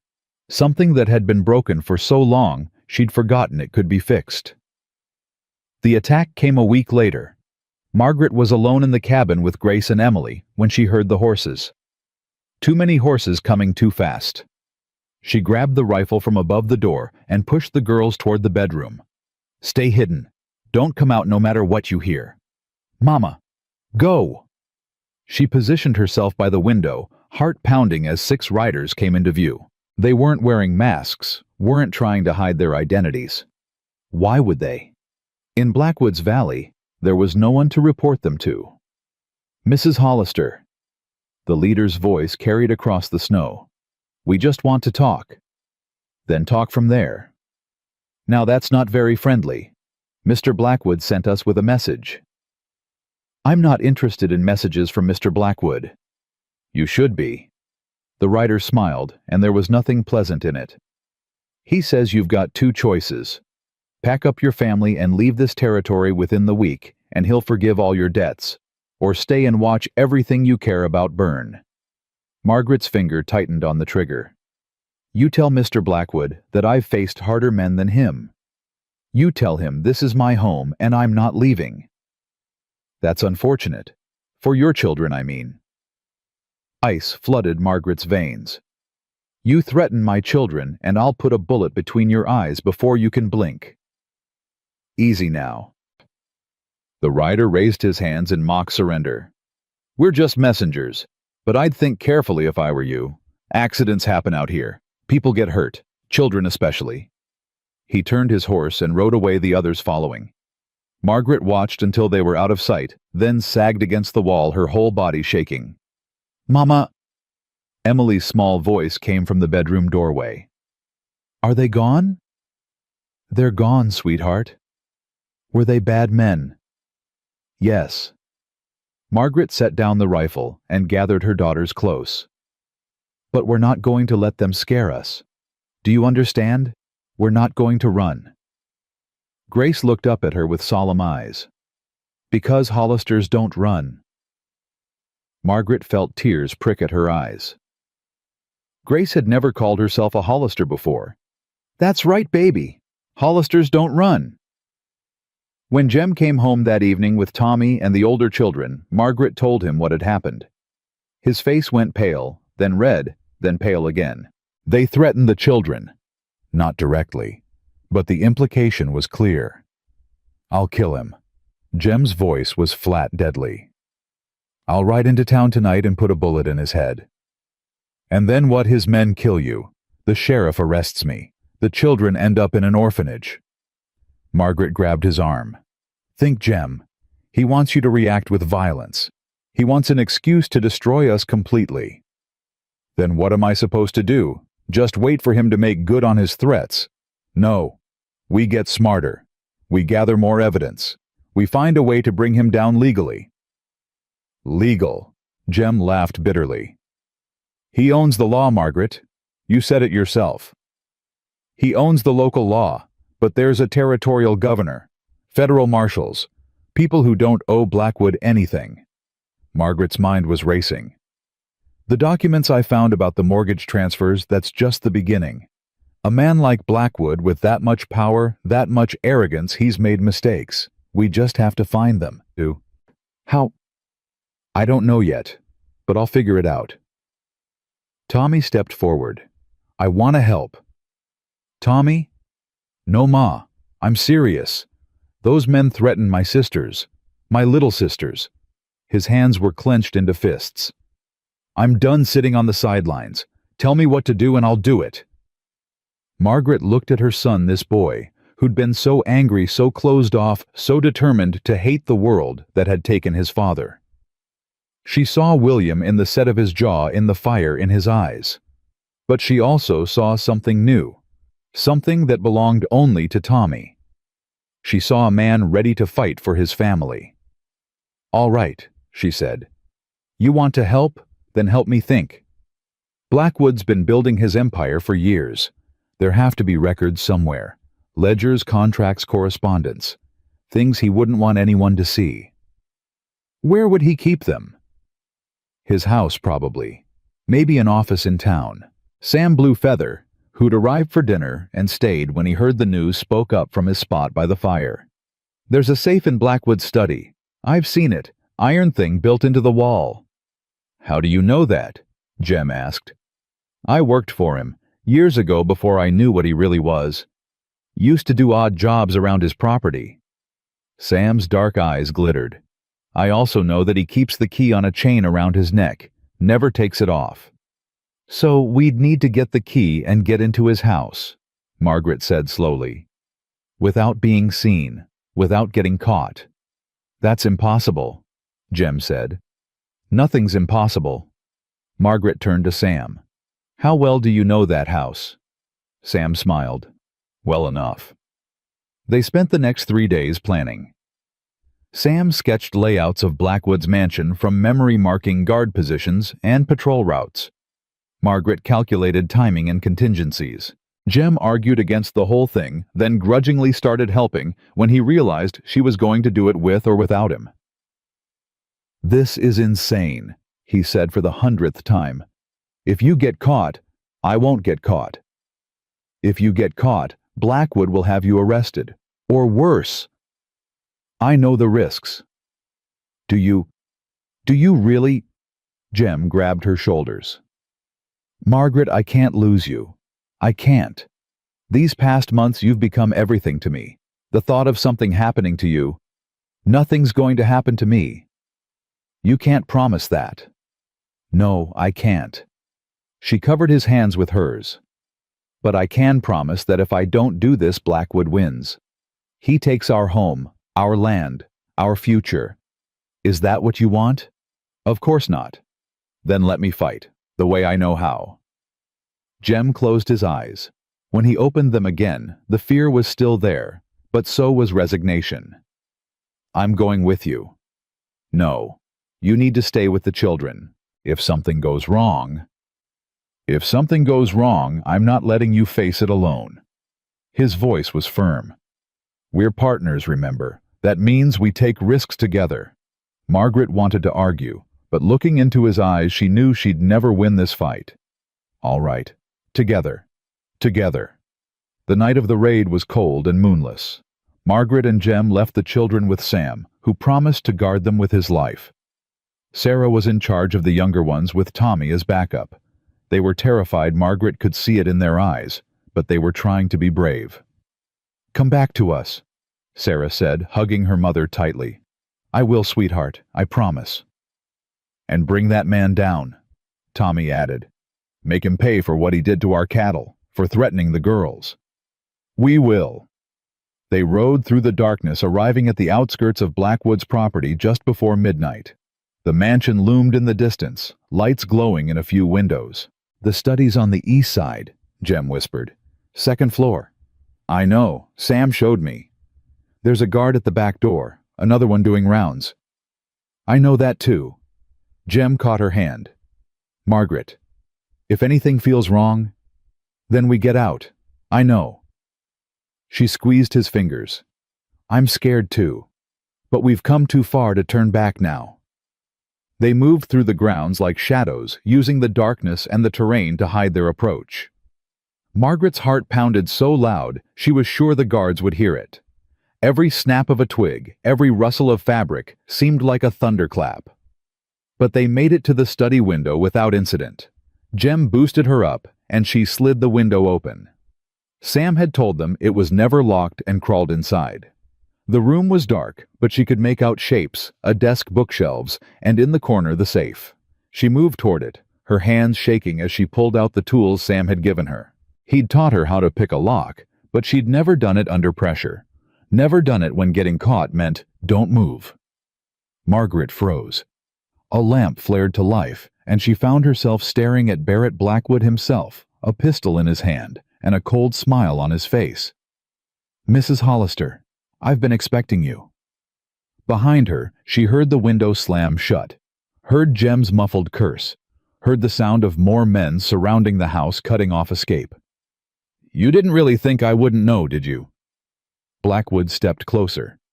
I've had men watching your ranch for weeks. When Blue Feather started asking questions about my house, I knew exactly what you were planning. Margaret's mind raced. If you knew why, let me get this far. Because I wanted to catch you in the act. Breaking and entering attempted theft, that's a hanging offense in this territory. His smile widened. By tomorrow morning, you'll be in jail. By next week, you'll be on trial. And by the end of the month, your husband will be homeless, and your children will be wards of the state. You'll never get away with this. I already have. Blackwood cocked his pistol. Now are you going to come quietly, or do I have to shoot you and claim self-defense? Margaret looked at the gun, at Blackwood's cold eyes, at the door behind him where she could hear footsteps approaching. She thought about her children waiting at home, about Jem outside probably already captured, about everything they'd fought for, everything they'd built, all of it slipping away. And then she heard a sound that made no sense. Horses. Dozens of horses thundering into the property. Shouts and gunfire and chaos erupting outside. Blackwood's smile faltered. What? The door burst open, and Sam Blue Feather stood there flanked by half the ranchers in the valley. Sorry we're late, Sam said. Had to round up reinforcements.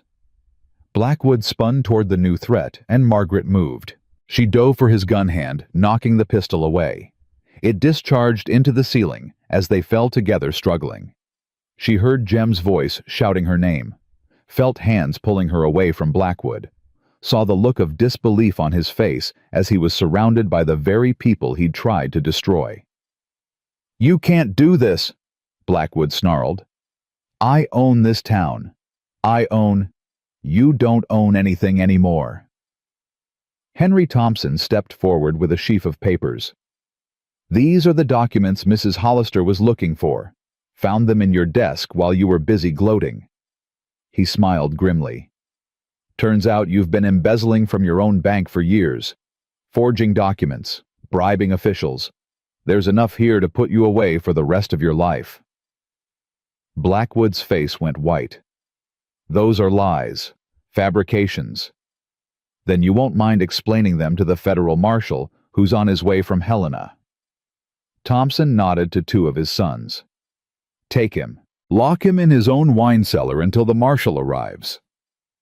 They dragged Blackwood away, his protests echoing through the mansion. Margaret stood in the middle of the study, shaking with relief and residual terror. Then, Jem was there, pulling her into his arms. You scared me half to death. I scared myself half to death. Is it over? Is it really over? Margaret looked at the documents Thompson was gathering at the ranchers filling the room at the shattered remains of Blackwood's empire. It's over, she said. We won. And this time, she knew it was true. The federal marshal arrived 3 days later. His name was Thomas Garrett, a stern man with a thick mustache and eyes that had seen every kind of corruption the frontier could offer. He spent 2 days going through the documents Margaret had found, interviewing witnesses, and building a case that would stand up in any court in the territory. Mrs. Hollister. He found her on the porch of the ranch, watching the children play in the melting snow. I wanted to thank you personally. For what? For doing what a dozen lawmen couldn't manage in 10 years. Garrett shook his head. Blackwood had everyone fooled. Paid off judges, bribed officials, buried anyone who tried to investigate him. But you, a mail-order bride from Philadelphia, you brought him down in 3 months. I had help. You had courage. That's rarer than help. He tipped his hat. The territorial governor sends his regards. He's canceling all the debts Blackwood acquired illegally and returning the properties to their rightful owners. Your ranch is free and clear. Margaret felt her knees go weak. Free and clear. Not a penny owed. Consider it compensation for everything you went through. After he left, Margaret sat on the porch steps and cried. Jem found her there a few minutes later. He didn't ask what was wrong. He just sat down beside her and waited. "We're free," she said finally. "No more debt, no more Blackwood. We actually did it. You did it. We did it, all of us." She wiped her eyes.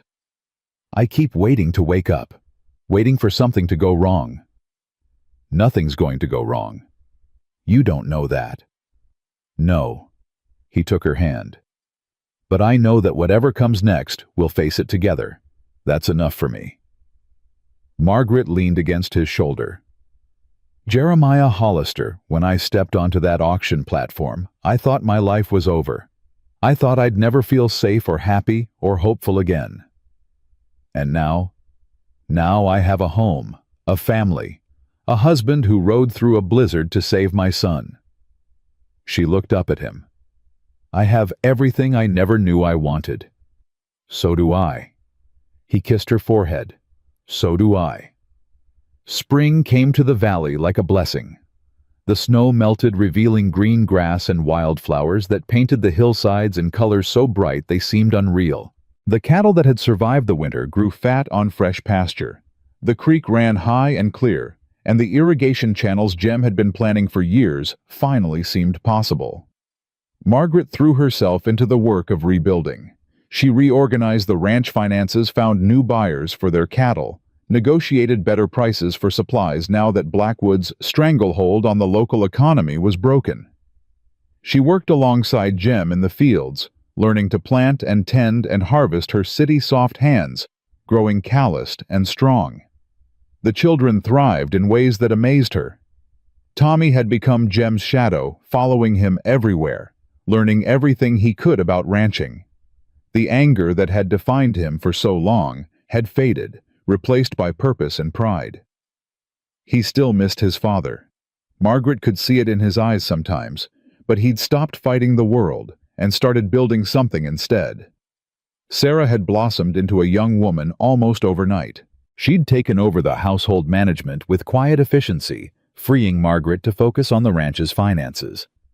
She'd also caught the eye of the new deputy marshal's son, a development that made Margaret feel old and proud and terrified all at once.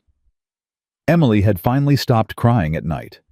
She'd made friends with children from the neighboring ranches, and her laughter filled the cabin in a way it never had before. She'd started calling Jem Pa without thinking about it, and the first time it happened, Margaret saw him turn away to hide the tears in his eyes.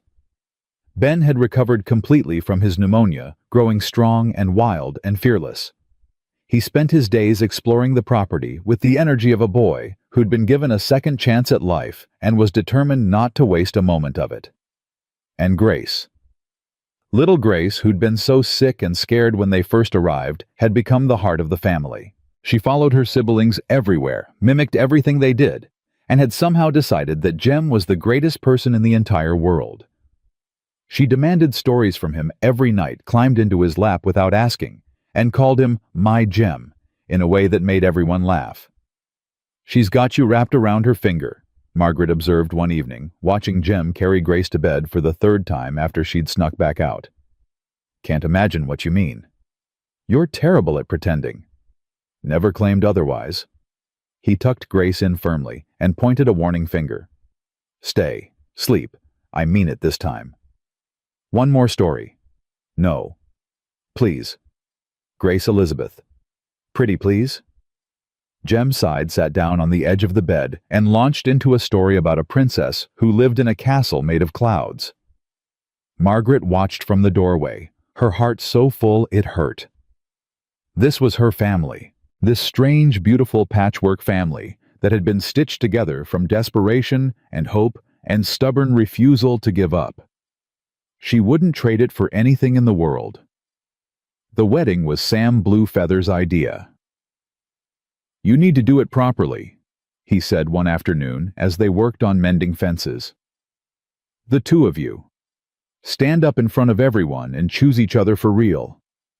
"We already chose each other," Jem pointed out. "At an auction, under duress. That doesn't count." Sam drove a post into the ground with more force than necessary.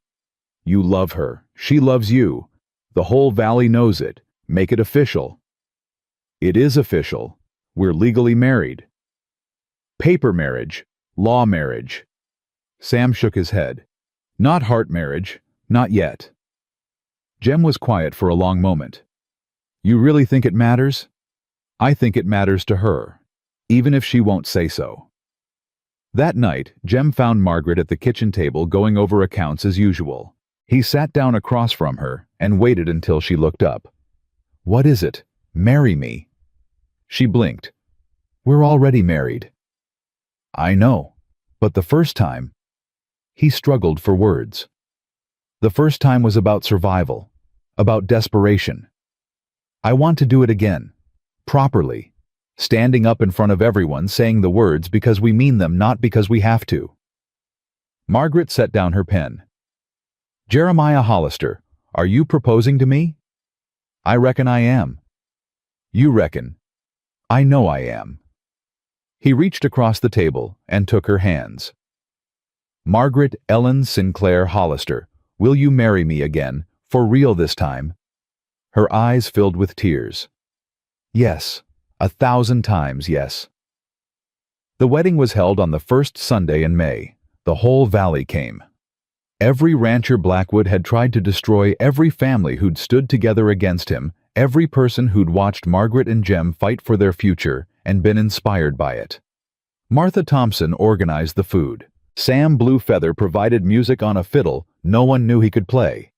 The new bank manager, an honest man from Helena, who'd been brought in after Blackwood's arrest, donated the lumber for a temporary platform. Margaret wore a dress she'd made herself stitched from fabric the Valley women had gifted her. It wasn't fancy, wasn't anything like the silk gown she'd worn at her first wedding in Philadelphia, but it was hers made by her own hands, and that made it beautiful. Jem wore his one good suit, the same one he'd worn to the auction that day. He'd cleaned it up, mended the fraying cuffs, polished his boots until they shone. He looked terrified. You're shaking, Margaret observed as they took their places before Father McKenna, the circuit preacher who'd ridden 2 days to perform the ceremony. So are you. Fair point. The ceremony was simple. Father McKenna spoke about love and commitment and the courage to build something new from the ashes of the old. He spoke about family, not just the family you were born into, but the family you chose. When it came time for vows, Jem cleared his throat and spoke first. Margaret, I spent 4 years thinking I'd never feel anything again. I'd lost Ruth, lost my child, lost my will to live. I was just going through the motions, waiting to die. His voice cracked. Then I saw you on that auction platform. This woman with 5 children standing alone against the whole world, refusing to break. And something in me woke up. He took her hands. You taught me how to hope again, how to fight again, how to love again. His gray eyes were bright with unshed tears. I don't have much to offer you. A rundown ranch, a stubborn streak, and a heart that's been broken and healed and is stronger for it. But everything I have, everything I am, belongs to you, for the rest of my life. Margaret had promised herself she wouldn't cry. She broke that promise almost immediately. Jeremiah, I stood on that platform thinking my life was over. I had 5 children, no money, and no hope. I was ready to give up. She squeezed his hands. Then you stepped forward. You spent your last dollar on a stranger because you saw something in her worth saving. You gave me a home when I had nowhere to go, a family when I'd lost everything, a future when I couldn't see past the next day. She took a shaky breath. You rode through a blizzard to save my son. You fought beside me against Blackwood. You loved my children like they were your own, and you loved me even when I was too scared to love you back. Her voice steadied. I spent my first marriage trying to be what someone else wanted. I'm spending this one being exactly who I am, because you make me feel like that's enough. More than enough. Father McKenna smiled. I believe that's the part where I pronounce you man and wife. Again. Again, Margaret agreed. You may kiss your bride. Jem pulled her close and kissed her, and the valley erupted in cheers. The celebration lasted well into the night. There was food and music and dancing under the stars. The children ran wild with their friends, stuffing themselves with cake and causing the kind of chaos that only happy children can create. Margaret danced with Jem then, with Sam, then with Henry Thompson and a dozen other ranchers who wanted to congratulate her. She danced with Tommy, who'd grown so tall she barely recognized him. She danced with Sarah, who whispered that the deputy's son had asked to court her. She even danced with Ben and Emily together, the three of them stumbling and laughing until they collapsed in a heap. "Mama," Grace tugged at her skirt. "Can I dance too?" "Of course, sweetheart." She scooped up her youngest daughter and swayed to the music. Grace's small arms wrapped around her neck. "Mama, are we going to live here forever?" "That's the plan. And Jem is going to be our papa forever." "Yes, baby, forever." "Good," Grace yawned. "I like it here. I like having a papa again." Margaret held her daughter close and felt tears slip down her cheeks. For so long she'd carried the weight of everything alone. The fear, the desperation, the endless fight to keep her children fed and safe. She'd convinced herself that she didn't need anyone, couldn't trust anyone, would never find someone willing to share the burden. She'd been wrong. Later, after the children had been put to bed and the guests had gone home, Margaret and Jem stood on the porch together, looking out at the land that was finally truly theirs. "Happy?" Jem asked. "Beyond words." "Same." He slipped an arm around her waist. "You know what I keep thinking about?" "What?" "That auction. The way those men laughed when they saw you had 5 children. The way they called you worthless, said no one would ever want you. I try not to think about that. I think about it all the time, because they were so wrong." He turned her to face him. "You're the most valuable thing I've ever found, Margaret. You and those children. You're worth more than every head of cattle in this territory, more than every acre of land, more than anything I could ever buy or build or own. Jem, I spent my last dollar on you, and I'd do it again, 100 times, 1,000 times." His voice was fierce. "You're not worthless. You never were. Anyone who couldn't see that is a fool." Margaret kissed him long and deep, trying to pour everything she felt into that single moment. "Take me to bed," she whispered. "Yes, ma'am."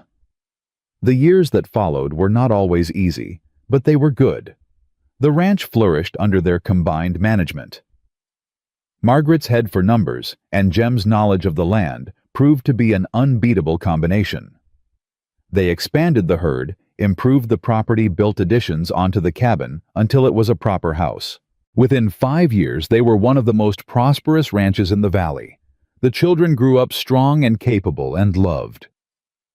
Tommy became a rancher in his own right, eventually taking over a parcel of land that Jem gifted him on his 21st birthday. He married a girl from Silver Creek and had 3 children of his own, all of whom called Margaret Grandma and Jem Grandpa without a moment's hesitation. Sarah married the deputy's son, just as Margaret had feared and hoped. They moved to Helena, where he became a federal marshal, and she became known for her charity work and sharp business sense. She visited every summer, bringing her growing family and stories of city life that made her younger siblings roll their eyes. Emily discovered a talent for teaching and opened a small school on the ranch property, educating children from all over the valley. She never married, but she was never lonely. Her students and their families filled her life with purpose and joy. Ben became the adventurer of the family, traveling west to California and sending back letters full of wild stories about gold miners and railroad barons. He eventually settled in San Francisco, where he made a fortune in shipping and never forgot where he came from. And Grace, little Grace, who'd been so small and sick when they first arrived, grew into a woman as fierce and determined as her mother.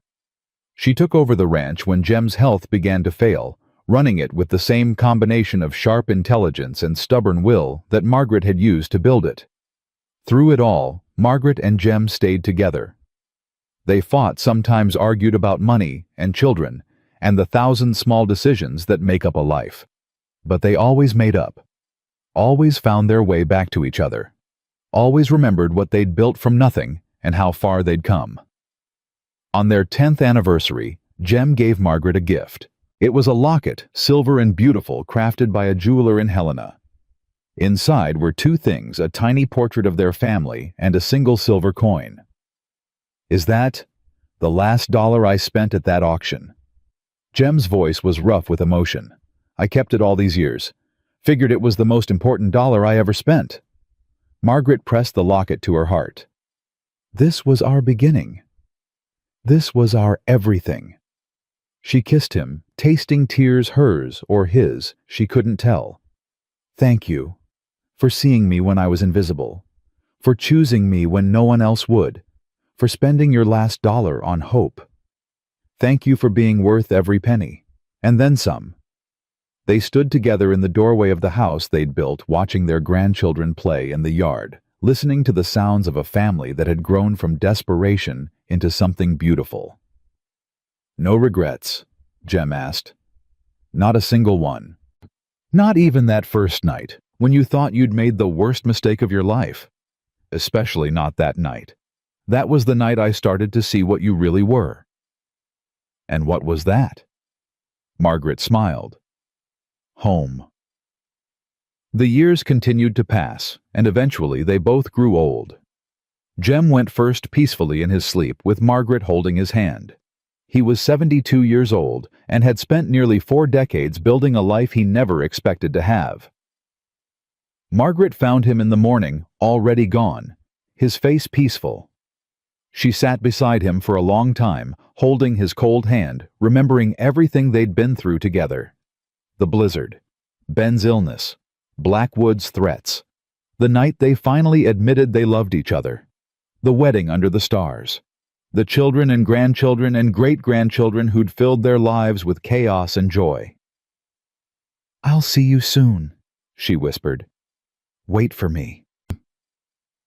She lived another 3 years, long enough to see Tommy's grandson born, long enough to hold Grace's first child, long enough to write down their story so future generations would remember. On her last night, she gathered her family around her and told the tale one final time. "Your grandfather spent his last dollar on me," she said, her voice thin but steady. "At an auction where no one else would bid. I had 5 children and no hope and nothing to offer him but trouble. But he saw something in me worth saving." "What did he see, Grandma?" one of the little ones asked. "He saw someone who refused to give up, someone who kept standing even when everything was falling apart." Margaret smiled. "He taught me that's the most valuable thing a person can be. Not rich, not powerful, just someone who keeps trying no matter what." She closed her eyes. "We built this family from nothing, from one desperate bid at an auction, and the courage to believe we deserved better. Remember that. When things get hard, when it feels like the whole world is against you, remember that your great-grandmother was once a widow, with 5 children, standing alone, with nothing but her own stubborn will to keep her going." "And then Grandpa saved you," Grace's daughter said. "No, sweetheart, we saved each other." Margaret's voice was barely a whisper now. "That's what love does. It doesn't just save one person. It saves everyone who's brave enough to reach for it." She died that night, surrounded by 4 generations of the family she and Jem had built together. They buried her next to him on a hill overlooking the ranch where the sun rose every morning and painted the valley in gold. The headstone read simply, "Margaret and Jeremiah Hollister." They kept standing. And years later, when people passed through that valley and asked about the prosperous ranch with the big family, locals would tell them the story. About a widow with 5 children that no one wanted. About a broken cowboy who spent his last dollar on hope. About the winter that nearly killed them and the love that saved them both. About 2 people who refused to give up no matter what the world threw at them. The story always ended the same way. They didn't just survive. They built an empire of love, a legacy of courage, a family that would last for generations. And it all started with one man stepping forward when everyone else stepped back. One desperate bid.